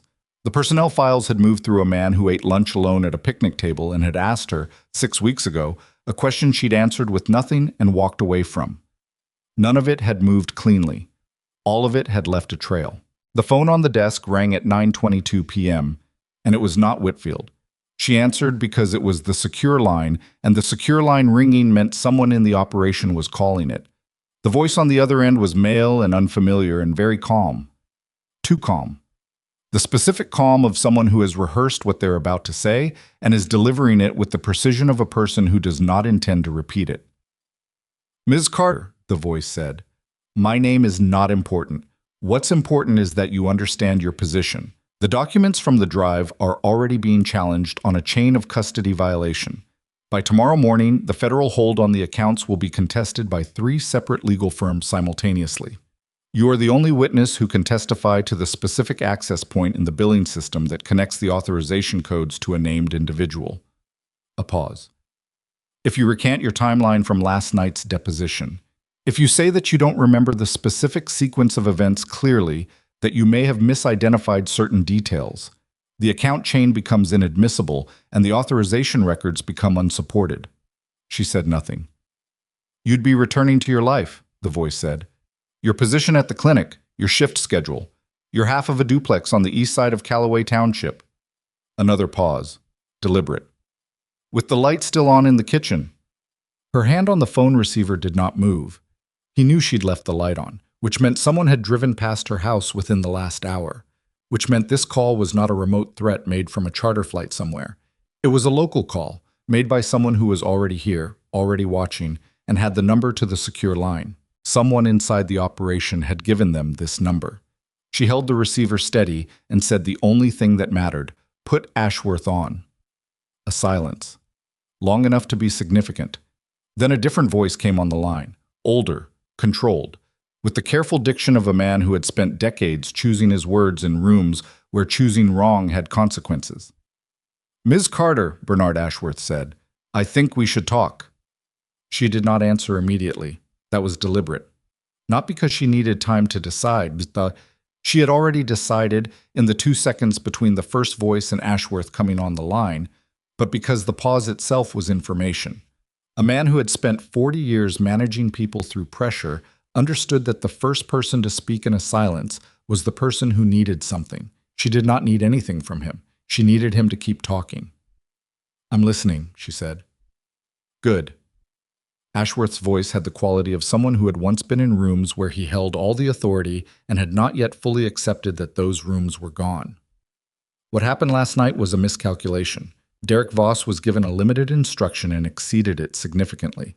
That's not something I sanctioned. You're distancing yourself from the traffic stop.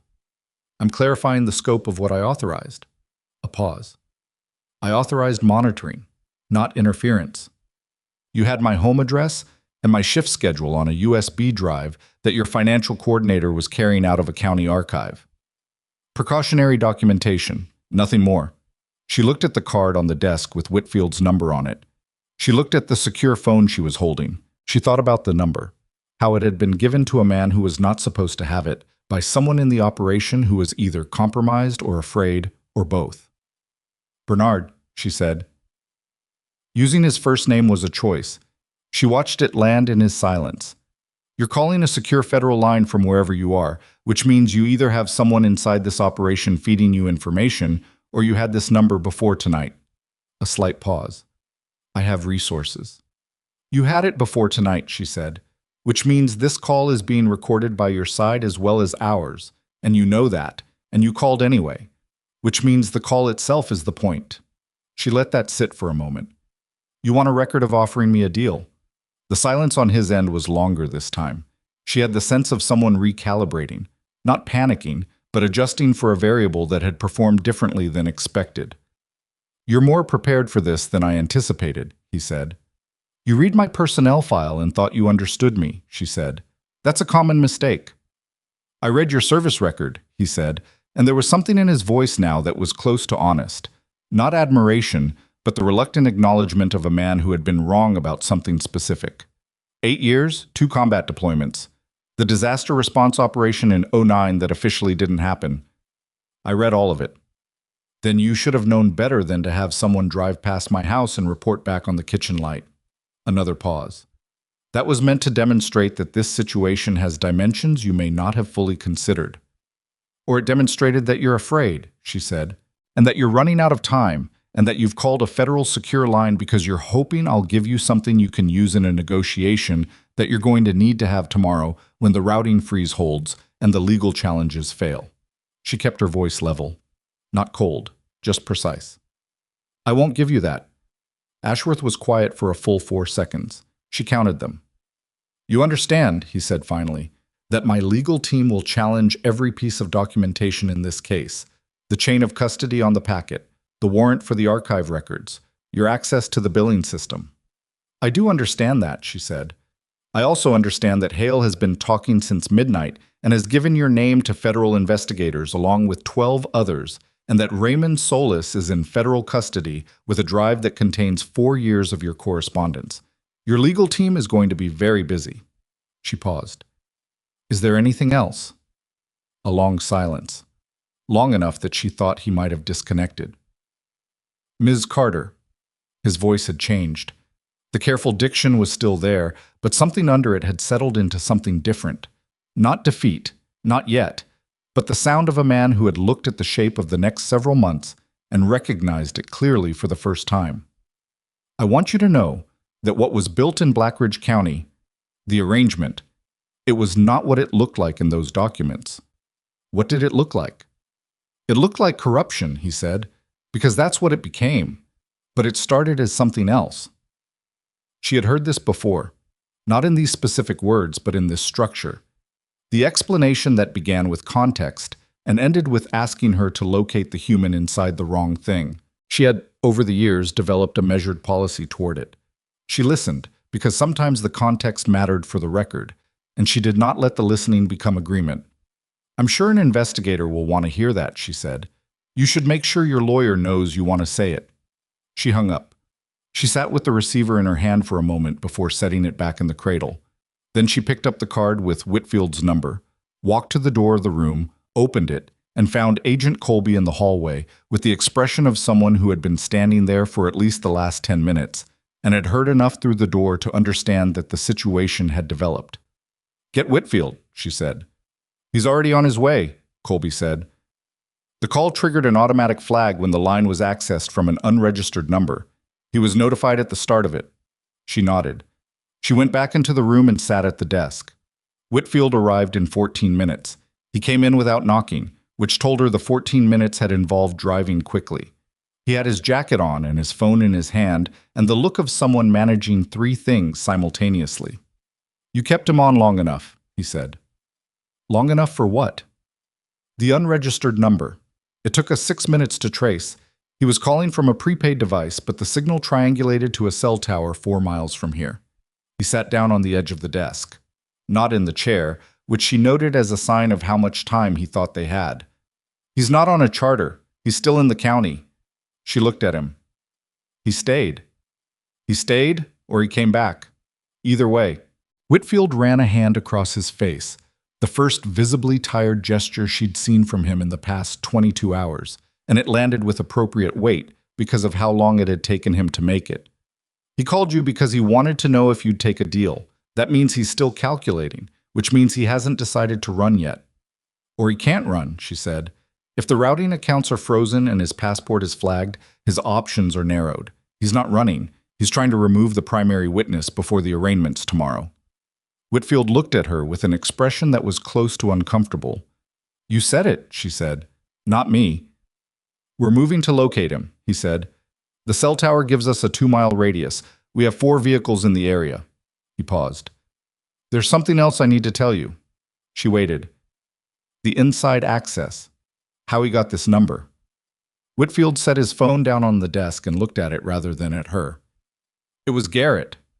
Deputy Garrett, the 23-year-old with the coffee mug who had opened the station door for the federal agents last night. He's been feeding information to a contact in the county clerk's office since he was hired, Whitfield said. We don't think he's fully aware of the scope of what he was part of. He thought he was doing favors for his supervisor's contacts, but he had access to the secure line assignment from the internal brief, and he passed it. She thought about Garrett's face when he'd held up his phone and showed Voss the federal notification. The expression of someone who doesn't fully understand what he's reading. She had read that as youth and inexperience. It had been both of those things. It had also been something else. Where is he now? She said. Federal custody. Separate from Voss and Hale. We're assessing his level of knowing involvement. Whitfield picked his phone back up. He's 23. He's scared. His lawyer arrived an hour ago. She thought about being 23 and scared and having a lawyer arrive and knowing that the favors you'd been doing for people you trusted had a name that was considerably worse than favors. She did not feel sorry for him exactly, but she felt the weight of it, the way systems pulled people into their momentum without those people fully understanding the direction they were moving in until the direction became undeniable. What do you need me to do? She said. For the next few hours, nothing. Stay here.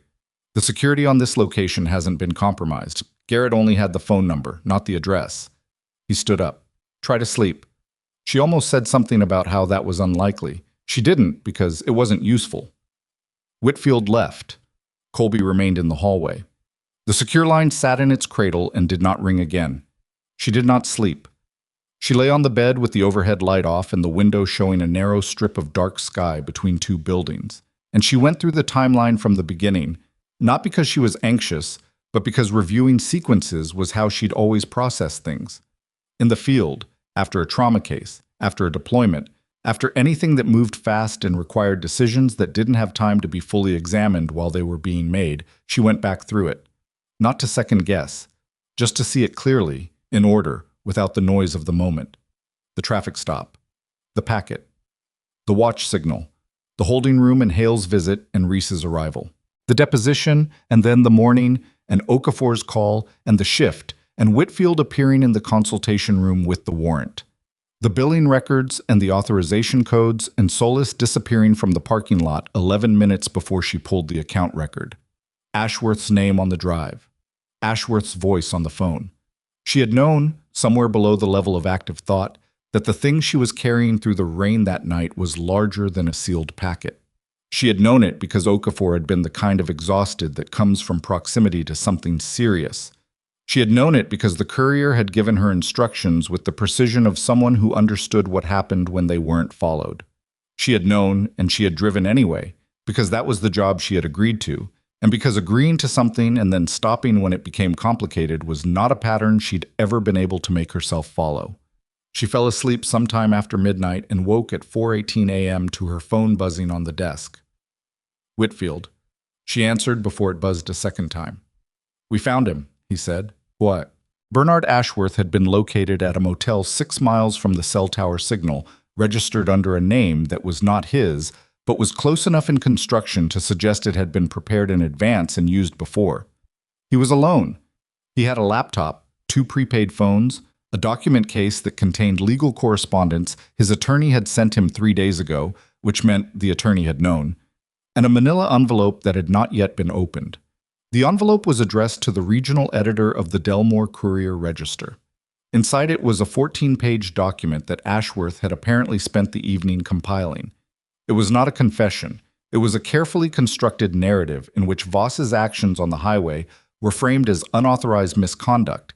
Hale's corruption was framed as a local problem that Ashworth had been attempting to report through internal channels, and Evelyn Carter was described as a federal asset who had been used to conduct an entrapment operation against county law enforcement officers who had a legitimate record of community service. He had been planning to send it in the morning, before the arraignments, to get the story into the press in a version he controlled before anyone else set the frame. Whitfield read her the relevant sections over the phone. She sat on the edge of the bed in the dark and listened to the careful, well-constructed language of a man describing her as an instrument of federal overreach rather than a nurse who had driven home in the rain. He's trying to reframe the narrative before the legal process sets it, she said. Yes, it's sophisticated. Whitfield sounded like he hadn't slept either. It won't hold. The documentation we have contradicts almost every specific claim in it. But if it gets published before the arraignment, it creates noise that the defense will use. Are you going to charge the attorney?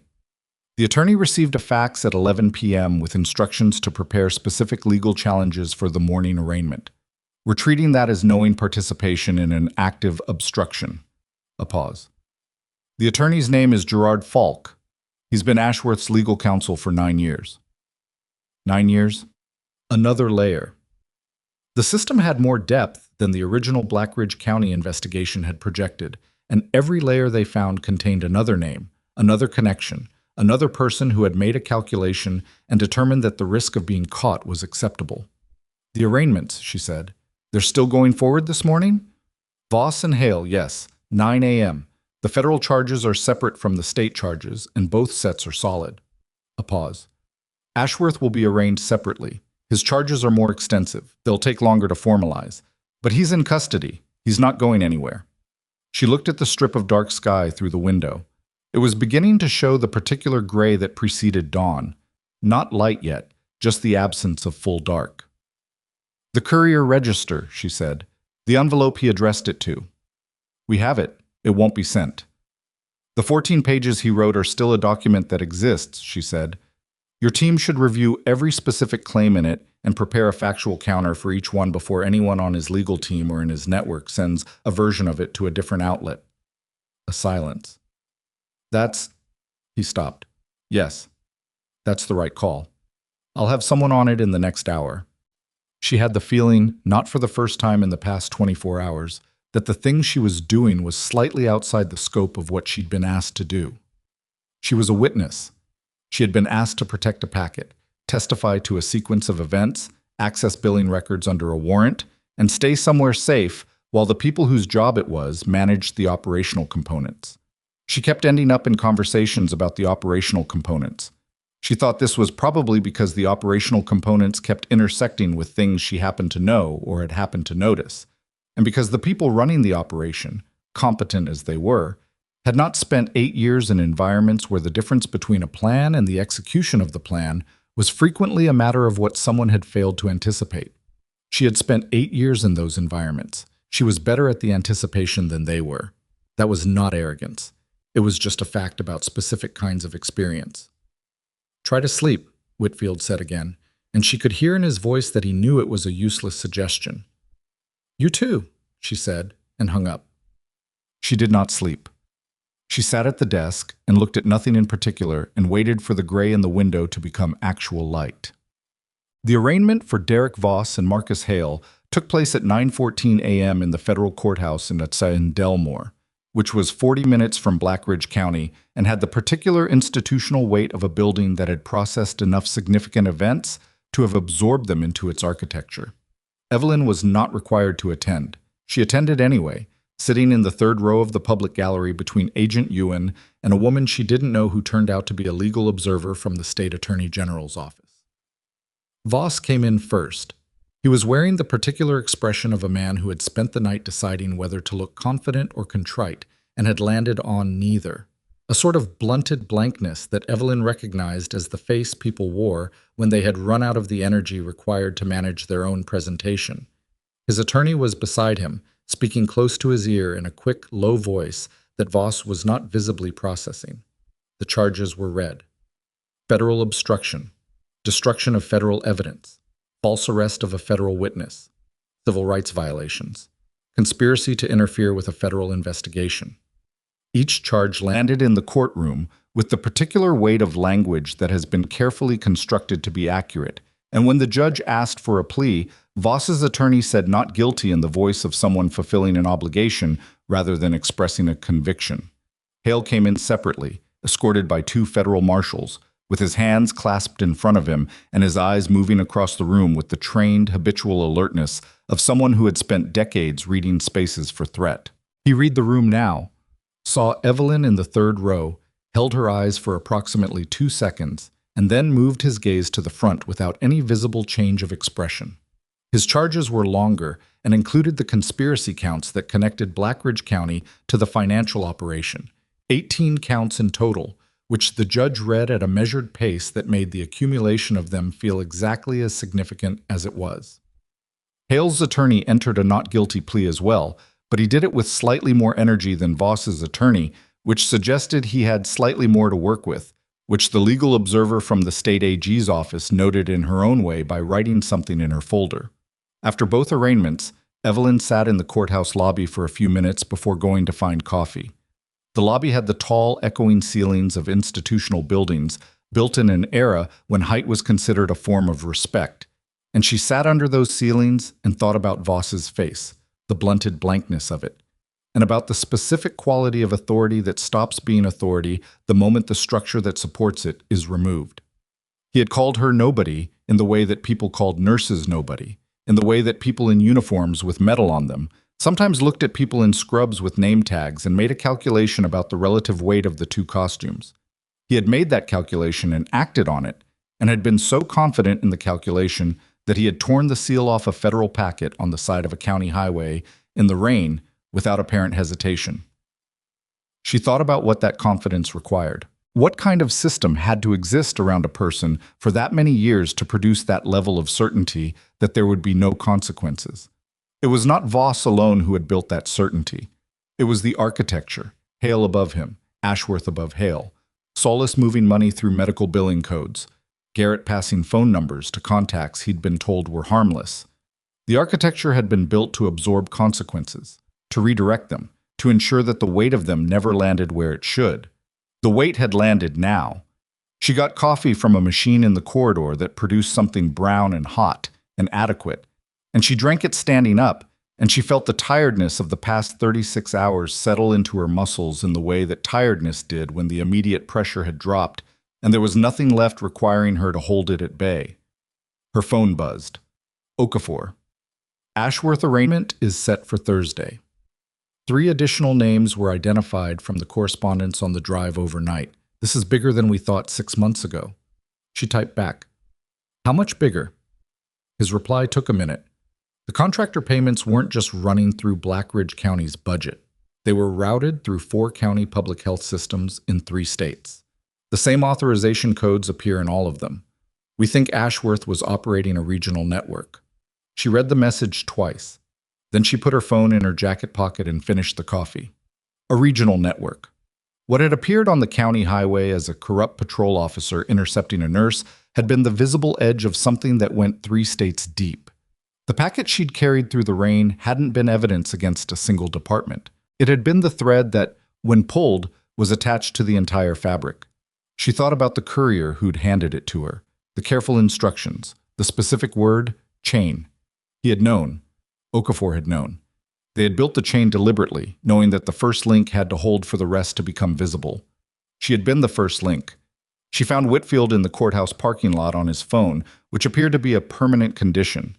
He ended the call when he saw her. Okafor messaged me, she said. I know. He had the look of someone managing the expansion of a situation that was already large. It changes the timeline for some of the proceedings. The additional jurisdictions need to be coordinated. What does it mean for Voss and Hale? Their cases are still moving forward on the federal charges as filed. The regional network is a separate set of charges and a separate proceeding. He paused. The expansion actually helps the local case. It establishes the context that makes Voss's behavior not incidental, but systemic. It's harder to argue that a single officer made a mistake when the mistake fits a pattern that covers 3 states. She nodded. And Ashworth's attorney, the charging of Falk for knowing participation. Filed this morning. Falk has already withdrawn from representation. Ashworth will have new counsel by this afternoon. Whitfield almost smiled, not with satisfaction, but with the particular expression of someone watching a structure disassemble itself. When your attorney fires you, it's a specific kind of message. She looked at the parking lot. The courthouse building behind her cast a long shadow in the morning light, and the shadow fell across 3 federal vehicles and the cars of people she didn't know who were inside managing parts of this that she had no visibility into. I want to go back to work, she said. Whitfield looked at her. Today? Tomorrow. My afternoon shift. She looked at him steadily. The security concern, is it resolved with Ashworth in custody? We'll maintain a check-in protocol for the next 2 weeks through the preliminary hearing period, he said. But yes, the active threat dimension is resolved. Then I want to go back. She paused. I have patience. He looked at her for a moment with the expression she'd seen from him before, the one that wasn't gratitude and wasn't surprise, but was something close to both, viewed through the filter of someone who had managed enough operations to know how often assets became problems and how rarely they became assets in the way this word originally meant. All right, he said. She went back to the secure location, collected her bag, and drove home. The kitchen light was still on. She turned it off and opened the window over the sink to let the morning air in, and she stood there for a moment with her hands on the counter and her eyes closed, listening to the neighborhood sounds. A car, a dog somewhere, wind moving through whatever tree was on the other side of the fence. She had been awake for a long time. She went to bed, properly this time, and slept without dreams until the afternoon. She returned to the clinic the following day, afternoon shift, which started at 2 p.m. and ran until the building became a different organism again, and the day's cases were either resolved or transferred to the hands of the night team. She signed in, she changed, she went to the floor. Darlene was at the nurse's station with the medication log and the expression of someone who had been waiting. Coffee, Evelyn said, setting a cup on the desk. Darlene looked at it, then at Evelyn. Are you done with all of it? The immediate part, Evelyn said. There will be hearings. I'll have to testify. But you're here. I'm here. Darlene picked up the coffee. She was quiet for a moment. Raymond, she said. Not a question, not quite. Just the name as a complete thought. He was part of it, Evelyn said. Darlene looked at the medication log. She closed it. She picked it back up and opened it again to the right page and held her pen over it and said nothing for a few seconds. He sat at that picnic table every day for 5 years, she said. I know. I gave him my extra sandwich once when he forgot his lunch. Evelyn didn't say anything. There wasn't anything useful to say. Darlene made a note in the log. Room 4 needs a wound check. I'll start there, Evelyn said. She picked up her chart tablet and walked down the hallway, and the floor received her back into its rhythm the way it always did, without ceremony, without adjustment, because the floor did not stop and did not require explanation, only the continued presence of someone who knew what to do and was willing to do it. Corporal Fitch was in room 4. The infection margin had pulled back overnight. The antibiotic adjustment had worked, or was working, which was not the same thing but was close enough for today's purpose. He looked at her when she came in with the expression he'd had before. Watchful, alert, paying attention. Better? She said, examining the wound margin. Doc says probably another week, he said. The doc is probably right. She made a note. How's the pain level? 4, maybe 3.5. I'll note 3.5, she said. It's more accurate. He almost smiled. She noticed he did that. Almost smiled, stopped short of it, as if smiling fully required a level of ease he hadn't quite gotten back to yet. She understood that. She didn't comment on it. She finished the wound assessment, updated the chart, and moved to the next room, then the next, then the one after that. At 5:40 p.m., her phone buzzed with a message from Whitfield. Ashworth's new attorney contacted us this morning. He wants to discuss terms. She read it while standing in the hallway outside room 7. She typed back, What terms? Full cooperation with the regional network investigation in exchange for a reduced federal sentence. He'll name every county contact in all 3 states. She looked at the message for a moment, then she put her phone in her pocket and went into room 7, where a Navy veteran named Serrano had a dislocated shoulder that had been reset and was now in the irritable, impatient stage of recovery that required someone to be honest with him about the timeline without making him feel worse about it than he already did. She pulled a chair up and sat down across from him. 6 weeks minimum, she said before he could ask. I know that's not what you want to hear. It's what the recovery looks like. He looked at the ceiling. 6 weeks. At minimum, you push it before it's ready, you're looking at 8. She folded her hands in her lap. The shoulder has to make the decision, not you. He kept looking at the ceiling. That's annoying. Most true things are, she said. He looked at her. Something in his face shifted. Not quite a smile, but the territory adjacent to one. "You been here long?" "3 years," she said. "You like it?" She thought about the question for a moment, not performing consideration, but actually considering the floor, the rhythm of it, the work, Darlene's medication log, Fitch's 3.5, the morning light in her kitchen. "Yes," she said. "I like it." She left him with his ceiling and his 6 weeks and went back to the hallway where her chart tablet was waiting, and the next room was already a room with someone in it who needed something that she was here to give. At 8:30 p.m., a notification came through the clinic's internal system.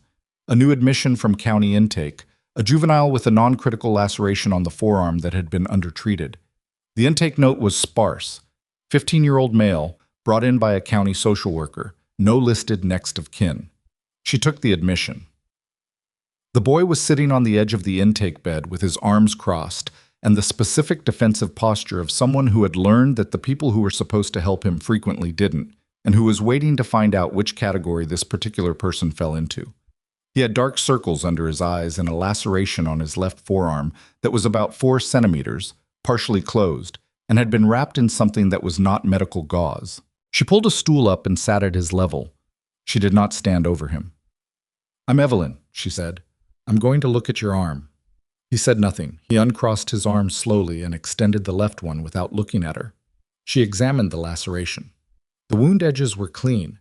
No signs of infection yet, but the improper closure meant it would need to be properly cleaned and dressed before that changed.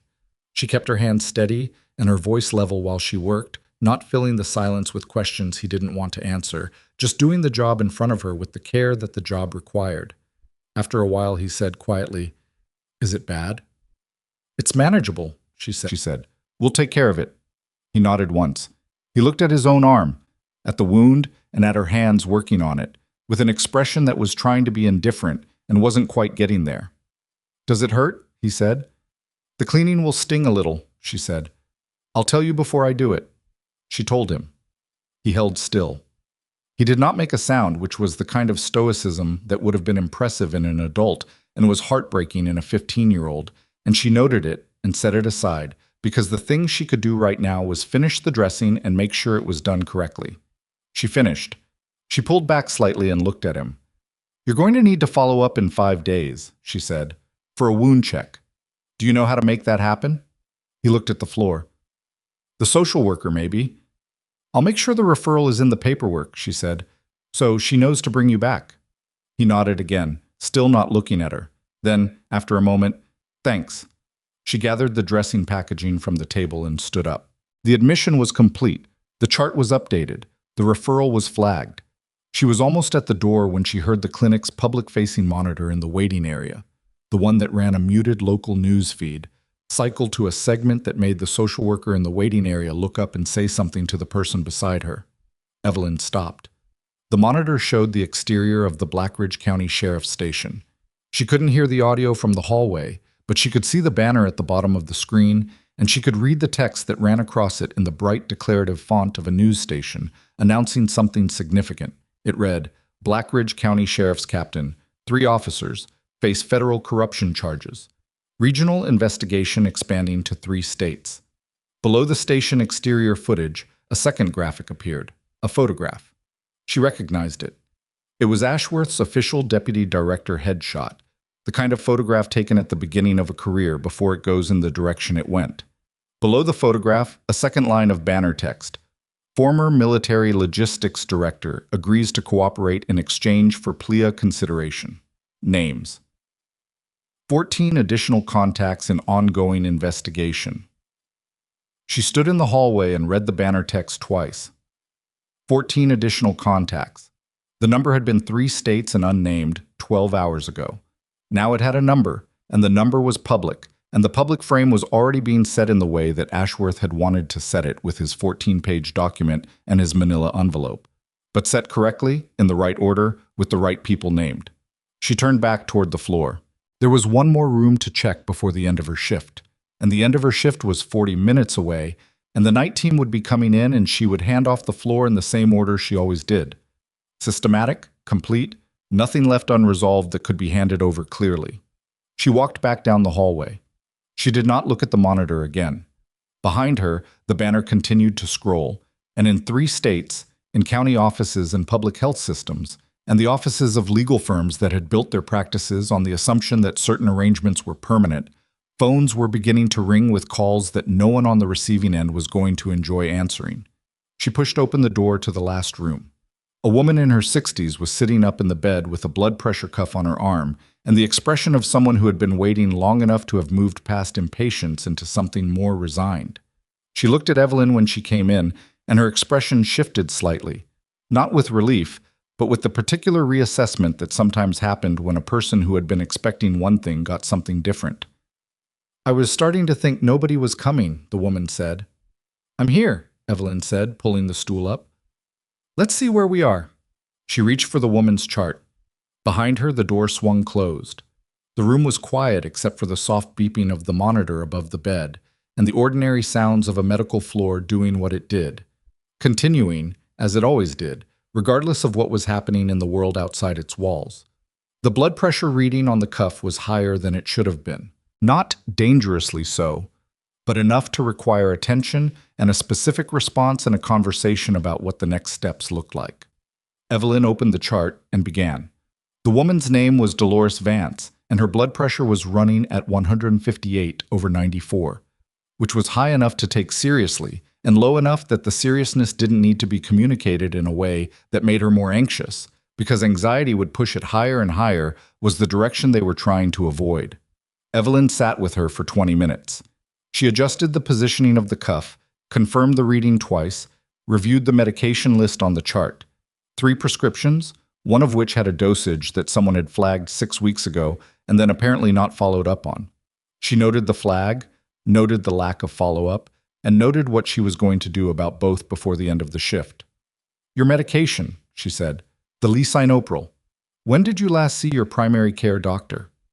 Dolores looked at the ceiling in the way people looked at ceilings when they were doing calendar math they didn't want to do. 8 months ago, maybe 9. "The dose needs to be reviewed. I'm going to flag it for the attending tonight, and we're going to make sure you leave here with a referral that gets scheduled, not a piece of paper that gets lost." "The last piece of paper got lost," Dolores said. "I know. That's why I said scheduled." Evelyn looked at her. "Do you have someone who can help you follow up?" "My daughter." "Does your daughter know you're here tonight?" Dolores made the expression of someone who had been caught not telling their daughter something. "She will." "She should know now," Evelyn said. "Not to alarm her, just so someone else is tracking this with you." She found the attending on duty, a young physician named Ibarra, who was thorough and slightly too fast, in the way of residents who were still learning that faster and better were not the same metric. She gave him the rundown on Dolores in under 90 seconds, walked him through the medication flag and the 9-month gap in primary care, and watched him write the referral with the particular focused expression he got when he was being careful. "The appointment needs to be made before she leaves," Evelyn said. "Not offered, made." Ibarra looked at her. "I know." "I know you know," she said. "I'm saying it anyway." She left him to it and went back to the hallway for the handoff with the night team. The night charge nurse was a man named Petrov, who had been doing this for 12 years and had the particular economy of movement that came from knowing a space well enough to stop thinking consciously about it. She walked him through the floor, each room, each status, each flag, in the order she always did it, nothing omitted, nothing inflated. When she got to Fitch, she said, "Infection margin is retreating. He'll tell you his pain is 3.5. Note it as 3.5, not 3 or 4. It matters to him." Petrov wrote it. He didn't ask why it mattered. He understood that it mattered because she said it did. She signed off at 9:12 p.m. and walked out through the east entrance into the night air, which was cool and still and carried the particular smell of autumn arriving ahead of schedule. She stood at the top of the steps for a moment. The picnic table was visible from where she was standing, the one where Raymond Solis had eaten lunch alone for 5 years, the one where Darlene had once given him her extra sandwich, the one that was just a table now, ordinary and inanimate, not responsible for what had sat at it. She went home. The weeks that followed moved in 2 registers simultaneously. On the surface, her life had the rhythm it always had: shifts, patience, charts, the morning light in the kitchen, Darlene's running commentary on the state of the medication supply chain, Fitch's discharge on a Thursday, with a handshake that he extended first, and that she accepted without making it significant, because he didn't need it to be significant, he just needed it to be real. Underneath the surface, the legal process moved with the grinding, methodical pace of a system that had decided to be thorough. She received documentation. She received calls from Okafor and Whitfield at intervals that gradually lengthened as the proceedings stabilized. She received a formal notice that her testimony would be required at the federal preliminary hearing for Voss and Hale, scheduled for 6 weeks out. She received, through Whitfield, a summary of the status of all related cases that she had not asked for, but that she read carefully when it arrived, because knowing the shape of something mattered to her more than being comfortable. Voss remained in county lockup pending his federal hearing. His attorney had filed 2 motions in the first week, one challenging the admissibility of the dash camera footage from the traffic stop, one challenging the chain of custody on the packet contents. Both were denied within 4 days, which Whitfield reported to her in a text message that was 3 words long, both motions denied. She sent back, "Good." Hale's case was moving on a separate federal track that had grown more complex with each additional name Ashworth provided. The 18 original charges had expanded to 23 as the investigation mapped his specific actions against the documented financial operation. His attorney had been in settlement negotiations since the 3rd day, which Okafor told her with the tone of someone who found this unsurprising and not particularly interesting. "He's going to cooperate eventually," Okafor said. "He doesn't have anything left to protect." Ashworth's cooperation was the largest variable. 14 names had become 19 over the course of 2 weeks, as federal investigators worked through the regional network with the information he provided. 3 states. 4 county public health systems. A contractor payment structure that had been running in its earliest form for 6 years. 2 years before Evelyn had ever set foot in Callaway Medical Center. 2 years before the discrepancy report she'd filed and forgotten about. The network had existed before her. Her presence in it was not the origin of anything. She was the person who had been carrying the right packet on the right highway at the moment when the whole structure happened to be ready to fall. She thought about that occasionally, not with grandiosity, and not with the deflating opposite of grandiosity. Not the thing people said when they wanted to seem humble, the "I was just doing my job" that was technically true and emotionally dishonest at the same time. She had been doing her job. She had also been the specific person whose combination of background, clearance, and willingness had made the chain of custody hold when it needed to hold. Both things were true. She was allowed to hold both at once. Gerard Falk, Ashworth's former attorney, was charged with obstruction and conspiracy in the 4th week. His firm began the process of dissolution the following Monday. The legal observer from the state AG's office, whose name Evelyn had learned was Priya Mohan, called to inform her of this directly. Not because Evelyn needed to know, but because Mohan had apparently decided, at some point between the arraignment gallery and the present, that keeping Evelyn informed was the right thing to do. "Thank you," Evelyn said. "I've been doing this for 11 years, Mohan said. "I don't usually call witnesses directly. I appreciate it." "The case is going to be used as a training model," Mohan said, "for federal civilian coordination in county corruption investigations. The chain of custody structure, the way Okafor set it up, using a cleared civilian carrier.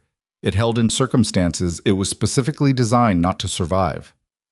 Evelyn was quiet for a moment. "It held because the person carrying it didn't break." "Yes," Mohan said, "that's the part that doesn't get put in training models." The preliminary hearing for Voss and Hale took place on a Tuesday, 6 weeks after the arraignment, in the same federal courthouse in Delmore, with the tall ceilings and the long shadow. Evelyn testified for 2 hours and 40 minutes across 2 sessions, morning and after a lunch recess, seated in the witness stand with her hands folded on the rail and her eyes on the attorney asking the questions rather than on the defense table, because looking at the defense table was not useful, and she had no interest in performing anything for anyone in this room. She told the story in the order it happened: the lights in the rearview mirror, the approach, the demand, the seal breaking in Voss's hands, the watch signal, the holding room, Hale's visit. She spoke in the same plain, sequential language she'd used in every deposition. Not more emotional in the public forum, not less.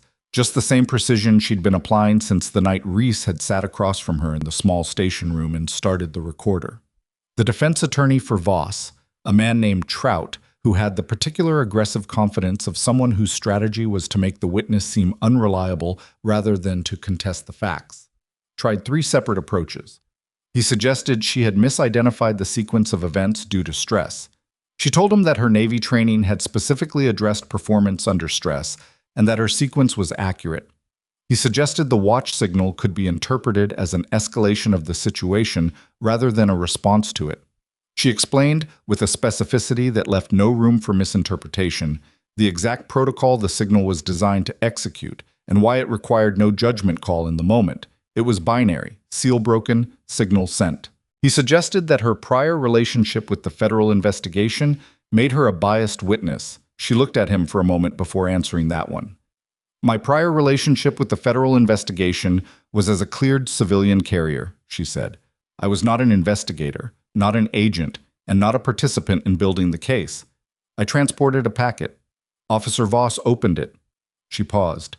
The bias would belong to whoever chose to open something they were told not to touch. Trout sat down. He didn't ask another question. Hale's attorney was less aggressive and more technical, which was a smarter approach and also less effective, because the documentation was thorough enough that technical challenges required something the defense didn't have: a gap in the record. There were no gaps. The chain had held. She stepped down from the witness stand at 2:47 p.m. and walked back to the gallery, and the legal proceedings continued without requiring anything further from her for the rest of the afternoon. She sat and watched. She watched the federal prosecutor, a woman named Yao, who had the precise, unhurried diction of someone who had won cases by being clearer than everyone else in the room, walk the court through the financial documentation, the correspondence log, the authorization codes, the routing accounts. She watched the judge make notes at intervals. She watched Voss at the defense table, still wearing the blunted blankness he'd had at the arraignment, and she thought about what it would cost a person to maintain that expression for weeks, and whether maintaining it was harder than the alternative. She thought probably the alternative was harder. At 4:15, the judge issued rulings on the evidentiary motions that had been pending since the arraignment. Both challenges were dismissed with specific language about the integrity of the chain of custody and the clarity of the documentary record. The ruling was matter-of-fact in the way judicial language was matter-of-fact, measured, authoritative, not interested in being dramatic about being correct. Voss's attorney received the ruling with a stillness that communicated exactly how expected it had not been, despite what should have been obvious from the beginning. Hale's attorney wrote something in his folder. Hale himself looked at his hands. Evelyn looked at the ceiling, the tall institutional ceiling that had absorbed the weight of enough significant events to have stopped being impressed by them, and thought about the soldier who cried without sound, and about what it meant to carry something heavy for long enough that you stopped feeling the weight of it as something separate from yourself, and about what happened when you finally set it down. She drove home from the courthouse in the early evening with the radio still off and both hands on the wheel, and she felt something that she didn't have a clean word for. Not relief, because relief implied a specific fear had been resolved, and fear was not exactly what she'd been carrying. More like the particular settling of something that had been held at a particular tension for a long time and had now been released to whatever its natural position was. She stopped at the grocery store. She bought things she actually needed, not the whatever is in the refrigerator selection of someone moving too fast to think about eating, but actual food, actual planning. She cooked at home for the first time in weeks, which was not a profound act, just a normal one, and the normalcy of it was its own answer to a question she hadn't quite asked. Okafor came to see her in person on a Thursday afternoon, 3 weeks after the preliminary hearing. He arrived at the clinic, not her home, the clinic, which she appreciated because it was her territory, and he understood that, and waited in the lobby until her shift break, which she took 20 minutes early because it was a light afternoon and Darlene told her to go without being asked. He looked better than he'd sounded on the phone over the past weeks, less like someone in proximity to something unresolved.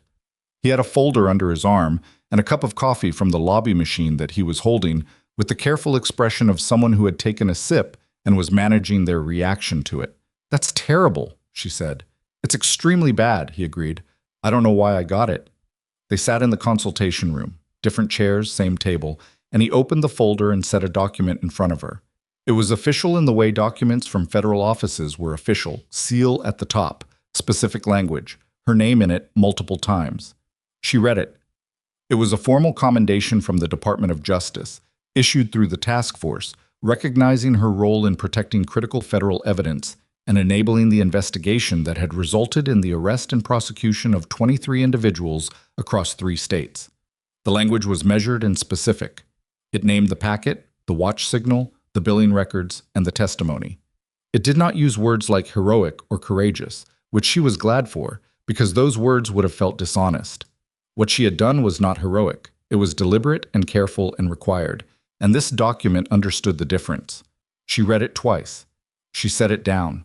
"You don't have to say anything," Okafor said. "I know." She looked at the document. "How's the regional case moving?" He almost laughed. "Not quite." "That's what you want to talk about." "I want to know it's moving." "It's moving." He wrapped both hands around the terrible coffee. "Ashworth's cooperation has been extensive. More than we expected, honestly. I think he spent a long time telling himself a story about what he was doing and why. And once that story stopped holding, once he could see the full picture the way everyone else was seeing it, he needed to put it somewhere." He paused. "His plea agreement goes before the sentencing judge in 8 weeks. Federal sentencing guidelines for his charges, even with cooperation credit, put him at a minimum of 7 years. 7 years. The number landed with appropriate weight, not satisfying in the simple way of something that fits neatly, but adequate. Adequate for the scope of what had been built and what it had cost the people inside its reach. "Voss," she said. His attorney filed for a plea agreement last week. The federal charges carry a minimum of 4 years without the cooperation credit, and he doesn't have anything to cooperate with. Everything he knew, Hale already gave us. His attorney is trying to negotiate down on the state civil rights charges in exchange for a full guilty plea on the federal counts." Okafor shook his head. "He's going to prison. The exact length is still being worked out, but he's going." "And Hale?" "Hale's sentencing is the most complex because he's the one who gave us the most. Without Hale talking on night 1, the network doesn't unravel the way it did, or not as fast." He was quiet for a moment. "That's the part that's hard to sit with. The person who caused the most damage is also the person whose cooperation allowed the damage to be documented. He'll receive credit for it. His sentencing is projected at 6 to 8 years, and he'll likely serve the lower end." She thought about Hale sitting across from her in the station's holding room with his hands flat on the table and his patient, dangerous voice. She thought about him looking at her in the courthouse gallery and holding her eyes for 2 seconds before looking away. She thought about what it took to be a man who had built something like what he'd built, and then sat down with federal investigators at midnight and dismantled it word by word. She didn't know whether to call that courage or calculation or something else that didn't have a clean name.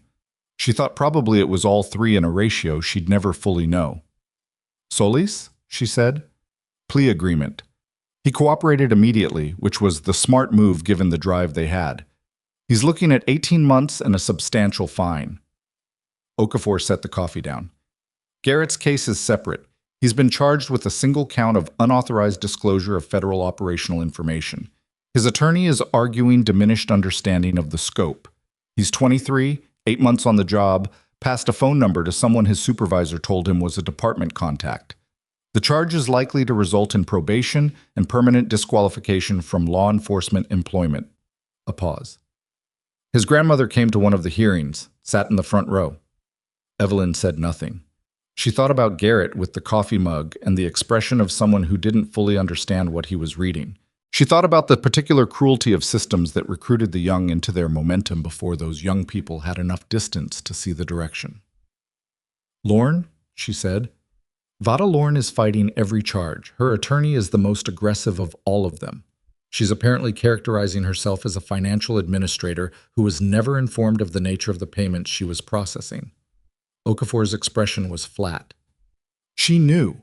Her name is on correspondence that Ashworth provided that makes it clear she knew. The trial is projected for early next year. Evelyn looked at the commendation on the table. Then she looked at the wall behind Okafor, which had the same hand hygiene poster as the hallway outside. A different copy, same poster, same information she'd read enough times to have absorbed past the point of seeing it. "It's not clean," she said. "No," he said. "It's not." It never is. She looked back at him. People are getting sentences that are proportional but not equal. Garrett is going to carry this for the rest of his life more than some of the people who built the thing he was passing phone numbers for. Hale is going to get credit for talking, even though the only reason he talked was that his options were gone. She paused. That's not wrong, exactly. That's just how it works. Yes, Okafor said. That's how it works. It should bother people more than it does, she said. The gap between accountability and justice. He was quiet for a moment. Does it bother you? She thought about it honestly. Yes, and I'm glad the process happened anyway. Both are true. He nodded. He understood. She thought he'd probably been sitting with the same two truths in different configurations for the length of his career and had made a similar peace with holding them simultaneously. He pushed the commendation folder toward her. Keep it, he said. For the record, if nothing else. She picked it up. She held it for a moment, feeling the weight of the paper, which was heavier than ordinary paper because of the quality of it, the kind of stock that government documents used when the document was meant to last. Thank you, she said, for the night you chose me to carry it. You made the right calls, he said, every one of them. I made the available calls, she said. That's different. He looked at her for a moment. That's what the right call usually is, he said. The available one, made by someone who doesn't look away. The Black Ridge County Sheriff's Station was decommissioned as an active facility 6 weeks after the preliminary hearing. The county board voted to dissolve the department and consolidate law enforcement functions with the adjacent district, a process that would take months to complete, but that began with the removal of the signage from the building's front facade on a Wednesday morning in early October. Evelyn did not see this happen. She was working a morning shift. She heard about it from Darlene, who had seen it on the local news and mentioned it with the particular compressed satisfaction of someone who believes justice has been served and sees no reason to be theatrical about saying so. It's about time, Darlene said. Yes, Evelyn said. You doing all right? Evelyn looked at her. Yes. Why? Because you've been in the middle of something serious for 2 months and you never once fell apart, and I'm a charge nurse and falling apart is normal, and I'm allowed to ask. It was, Evelyn thought, one of the more direct things Darlene had ever said to her, which was saying something because Darlene was generally direct. I'm all right, she said. I didn't feel it as something I was holding together through. It felt more like something I was doing, like a long shift. Darlene looked at her for a long moment. You know that's not normal. I know. Most people would have fallen apart. I know that too. She paused. I've had practice at not falling apart in the middle of something. The falling apart, if it happens, comes later. Darlene considered this.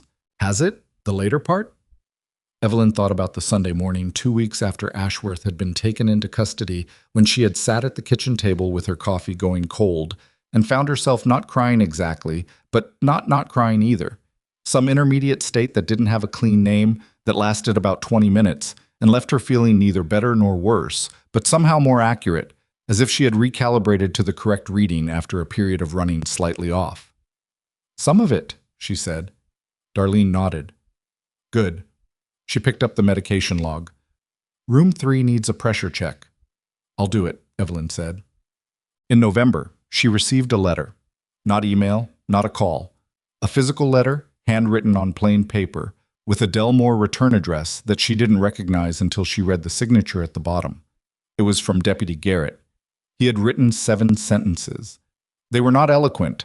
They had the effortful quality of someone who was trying to say something true and kept running into the difficulty of saying it in a way that felt adequate. He said he was sorry. He said he knew sorry wasn't sufficient. He said he hadn't understood what he was part of, and he knew that wasn't an excuse. He said he hoped she had been all right after everything. He said he was trying to figure out what to do next now that law enforcement was no longer an option.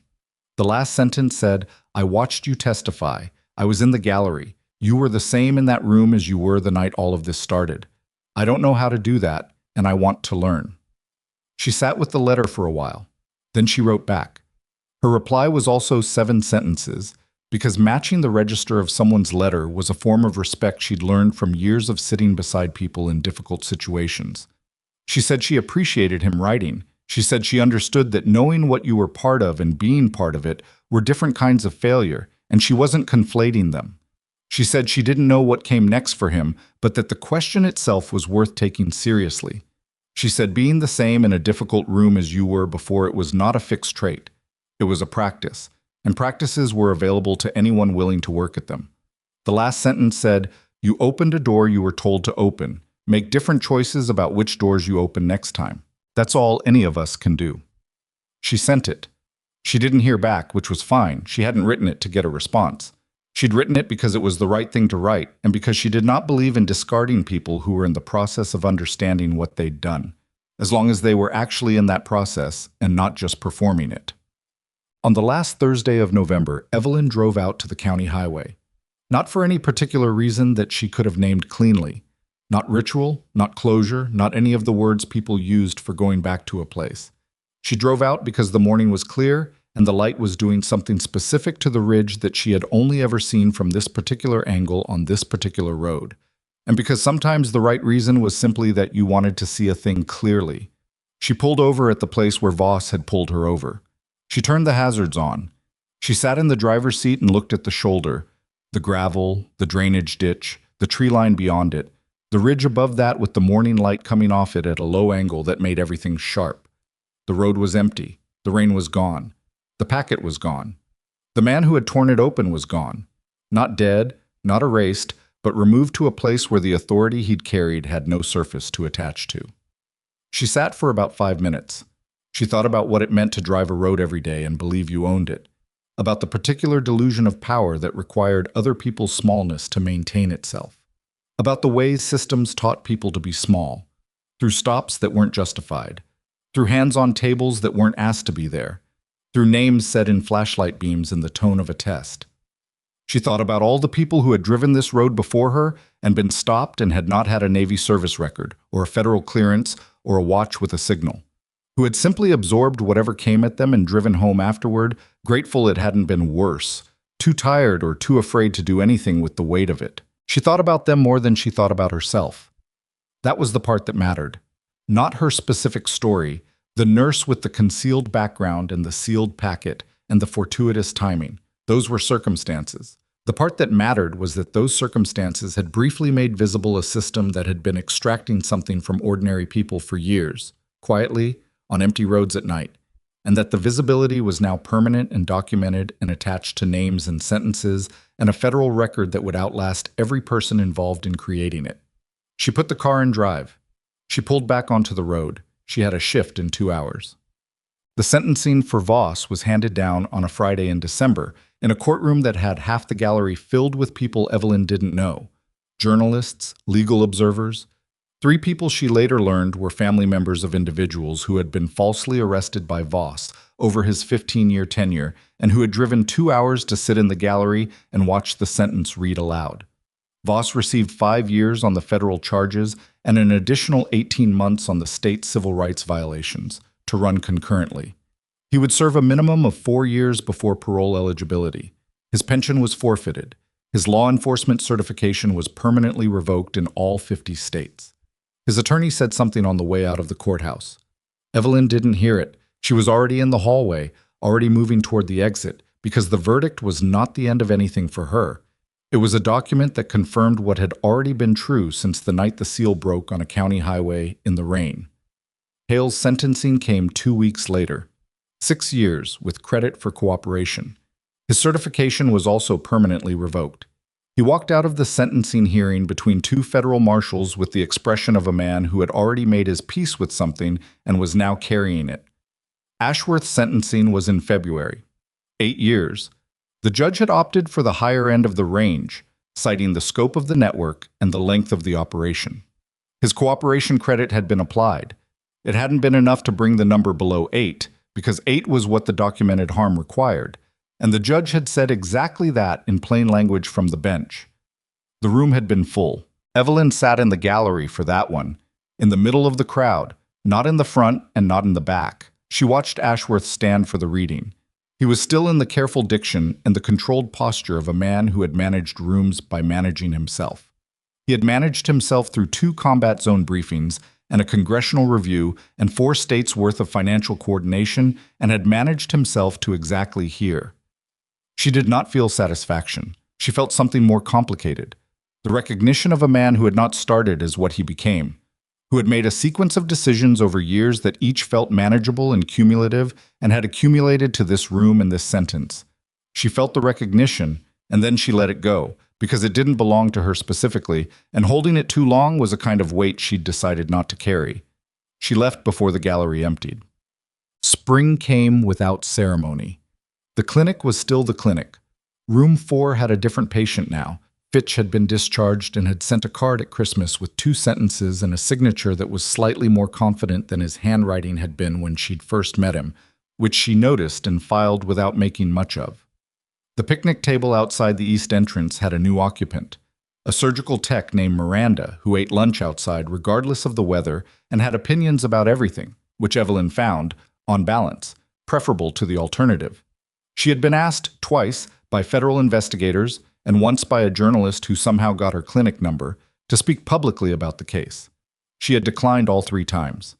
Not because she was afraid of public attention, but because the story did not belong to her alone, and because the version of it that would get told in a public forum would be the version that fit into a clean shape, the nurse who took down the corrupt cop. And the clean shape was not wrong exactly, but it was insufficient, and she did not have the capacity to be responsible for a version of her own story that was smaller than what actually happened. What had happened was not a story about one night on a county highway. It was a story about a structure that had been built over years by people who believed their positions made them permanent. It was a story about money moving through medical billing codes, because medical billing was complicated enough that most people would stop looking before they found the anomaly. It was a story about a 23-year-old passing a phone number to someone he thought was a contact because the system he worked inside had never given him a reason to ask better questions. And it was a story about the people who had absorbed the weight of that structure for years without any of it becoming visible. The ones who had been stopped on empty roads and had done everything right and had still ended up in holding rooms or with charges that disappeared eventually, expunged or dropped, or quietly resolved. The kind of resolution that left a mark even after the official record was cleared. Those people did not appear in the clean version of the story. She didn't know how to make them appear in a version she could tell. So she said nothing publicly, and she went to work, and she did the job in front of her. In April, she was asked by the clinic's medical director, a careful, largely unflappable man named Osei, who had run Callaway Medical Center for 9 years, to sit on a newly formed supply chain oversight committee. The committee had been established in the wake of the investigation's findings about contractor payment irregularities in county medical systems. He asked her because she had already demonstrated, in his words, a functional understanding of procurement anomalies, which was the most professional way she had ever heard anyone describe stumbling across evidence of a 6-year fraud while trying to get the right gauze delivered. She joined the committee. She brought the same precision she brought to wound documentation and medication flags. Methodical, specific, not willing to let a discrepancy rest because resolving it was inconvenient. The first meeting identified 3 flagged line items that had been overlooked in the clinic's routine audits. None of them were significant individually. Together, they described a pattern that the committee flagged to the finance department for review. It was not dramatic. It was the work of people paying attention to the things that were easy to overlook. That was, she had come to understand, what most of it was. The dramatic version, the sealed packet, and the county highway and the federal marshals flooding a police station at midnight was what happened at the end of a long period of small things being overlooked by people who were too tired, too intimidated, or too invested in their own positions to ask the question that the anomaly required. She asked the questions. She had always asked the questions. She had learned early, and at some cost, that asking questions made you difficult, and that being difficult made you a target, and that being a target made you someone to remove from rooms where uncomfortable things were being decided. She had been removed from several rooms over the years. She had kept asking the questions anyway, because the alternative was to become someone who didn't, and that had never been an option she could actually live inside. One afternoon in May, a clear afternoon, the kind that arrived in this part of the state like a correction after a long winter, she was sitting outside the clinic on the steps during her break, not at the picnic table, but on the steps themselves, with a cup of coffee that was actually hot for once, watching the parking lot in the way you watch things when you weren't looking for anything in particular. A car pulled in. A woman got out. She was in her 30s, wearing the particular composed expression of someone who had been composed for a long time and was running on the last reserves of it. She had a child with her, maybe 7 years old, a girl with a backpack that was slightly too large for her. And she was walking the child toward the clinic entrance with the careful, deliberate motion of someone who was making sure every step counted. Evelyn watched them cross the parking lot. The woman reached the bottom of the steps and looked up and saw Evelyn sitting there, and for a moment she stopped, the way people stopped when they were bracing for something. And Evelyn looked at her and didn't say anything, just moved slightly to make room on the steps. The woman and the girl came up. The girl looked at Evelyn's scrubs with the serious expression of a 7-year-old conducting an assessment. "Are you a doctor?" the girl said. "A nurse," Evelyn said. The girl thought about this. "Is that the same?" "It's different. It's not less." The girl seemed to accept this. Her mother looked at Evelyn with an expression that was doing several things at once: gratitude, exhaustion, the particular relief of a person who has been treated like a person by someone who didn't have to bother. They went inside. Evelyn finished her coffee. The parking lot was ordinary in the way parking lots were ordinary: cars, pavement, the particular quality of afternoon light hitting metal surfaces. She thought about what the girl had asked. "Is that the same?" And the answer she had given, which was not a deflection but an actual position. "It's different. It's not less." She had spent a long time in proximity to people who arranged the world into hierarchies of which kinds of work counted and which didn't, which kinds of people had authority and which were available to be moved. She had spent time inside those hierarchies as a junior medic and as a civilian nurse, and as a woman with a military record that surprised people who had already decided what a woman with her uniform and her name tag was capable of. She had spent time being the person in the room that someone like Voss looked at and filed under nobody. She had never believed the filing, that was the thing, not because she was exceptional, she wasn't, not in any singular sense, but because the filing had always been obviously wrong, and she had enough experience with assessment to trust her own. The gap between how certain people saw her and what she actually was had never confused her. It had sometimes exhausted her. It had never confused her. What she had learned, not easily, not quickly, but learned, was that the gap itself was the thing to pay attention to.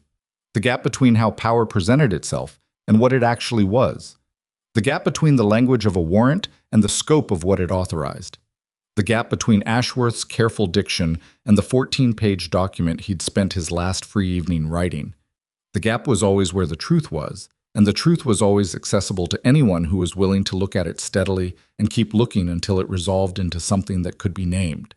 She had looked, she had kept looking, she had done the work in front of her, and she had not looked away from the anomalies, and she had not stopped asking the questions that made certain rooms uncomfortable. That was it. That was the whole of it. Not a sealed packet, not a Navy service record, not a watch with a signal built into its face. Those were circumstances, useful, fortuitous, the kind of specific conditions that didn't repeat. What repeated, what was available to any person who chose it, was the refusal to accept other people's assessment of what you were capable of. The refusal to make yourself smaller to fit the shape of what someone else had decided you were. The refusal to walk past the anomaly because resolving it was inconvenient or frightening or likely to make you someone's target. She stood up. Break was over. She took the coffee cup inside, washed it, put it back on the shelf above the break room sink, and walked out to the floor where the afternoon was already in motion and the rooms were full, and Darlene was at the nurse's station with the medication log, and everything was exactly as it should be. Not because everything had been resolved into ease, but because the work was still there and she was still here, and that was, when you stripped away everything else, exactly enough. The floor received her back. It always did.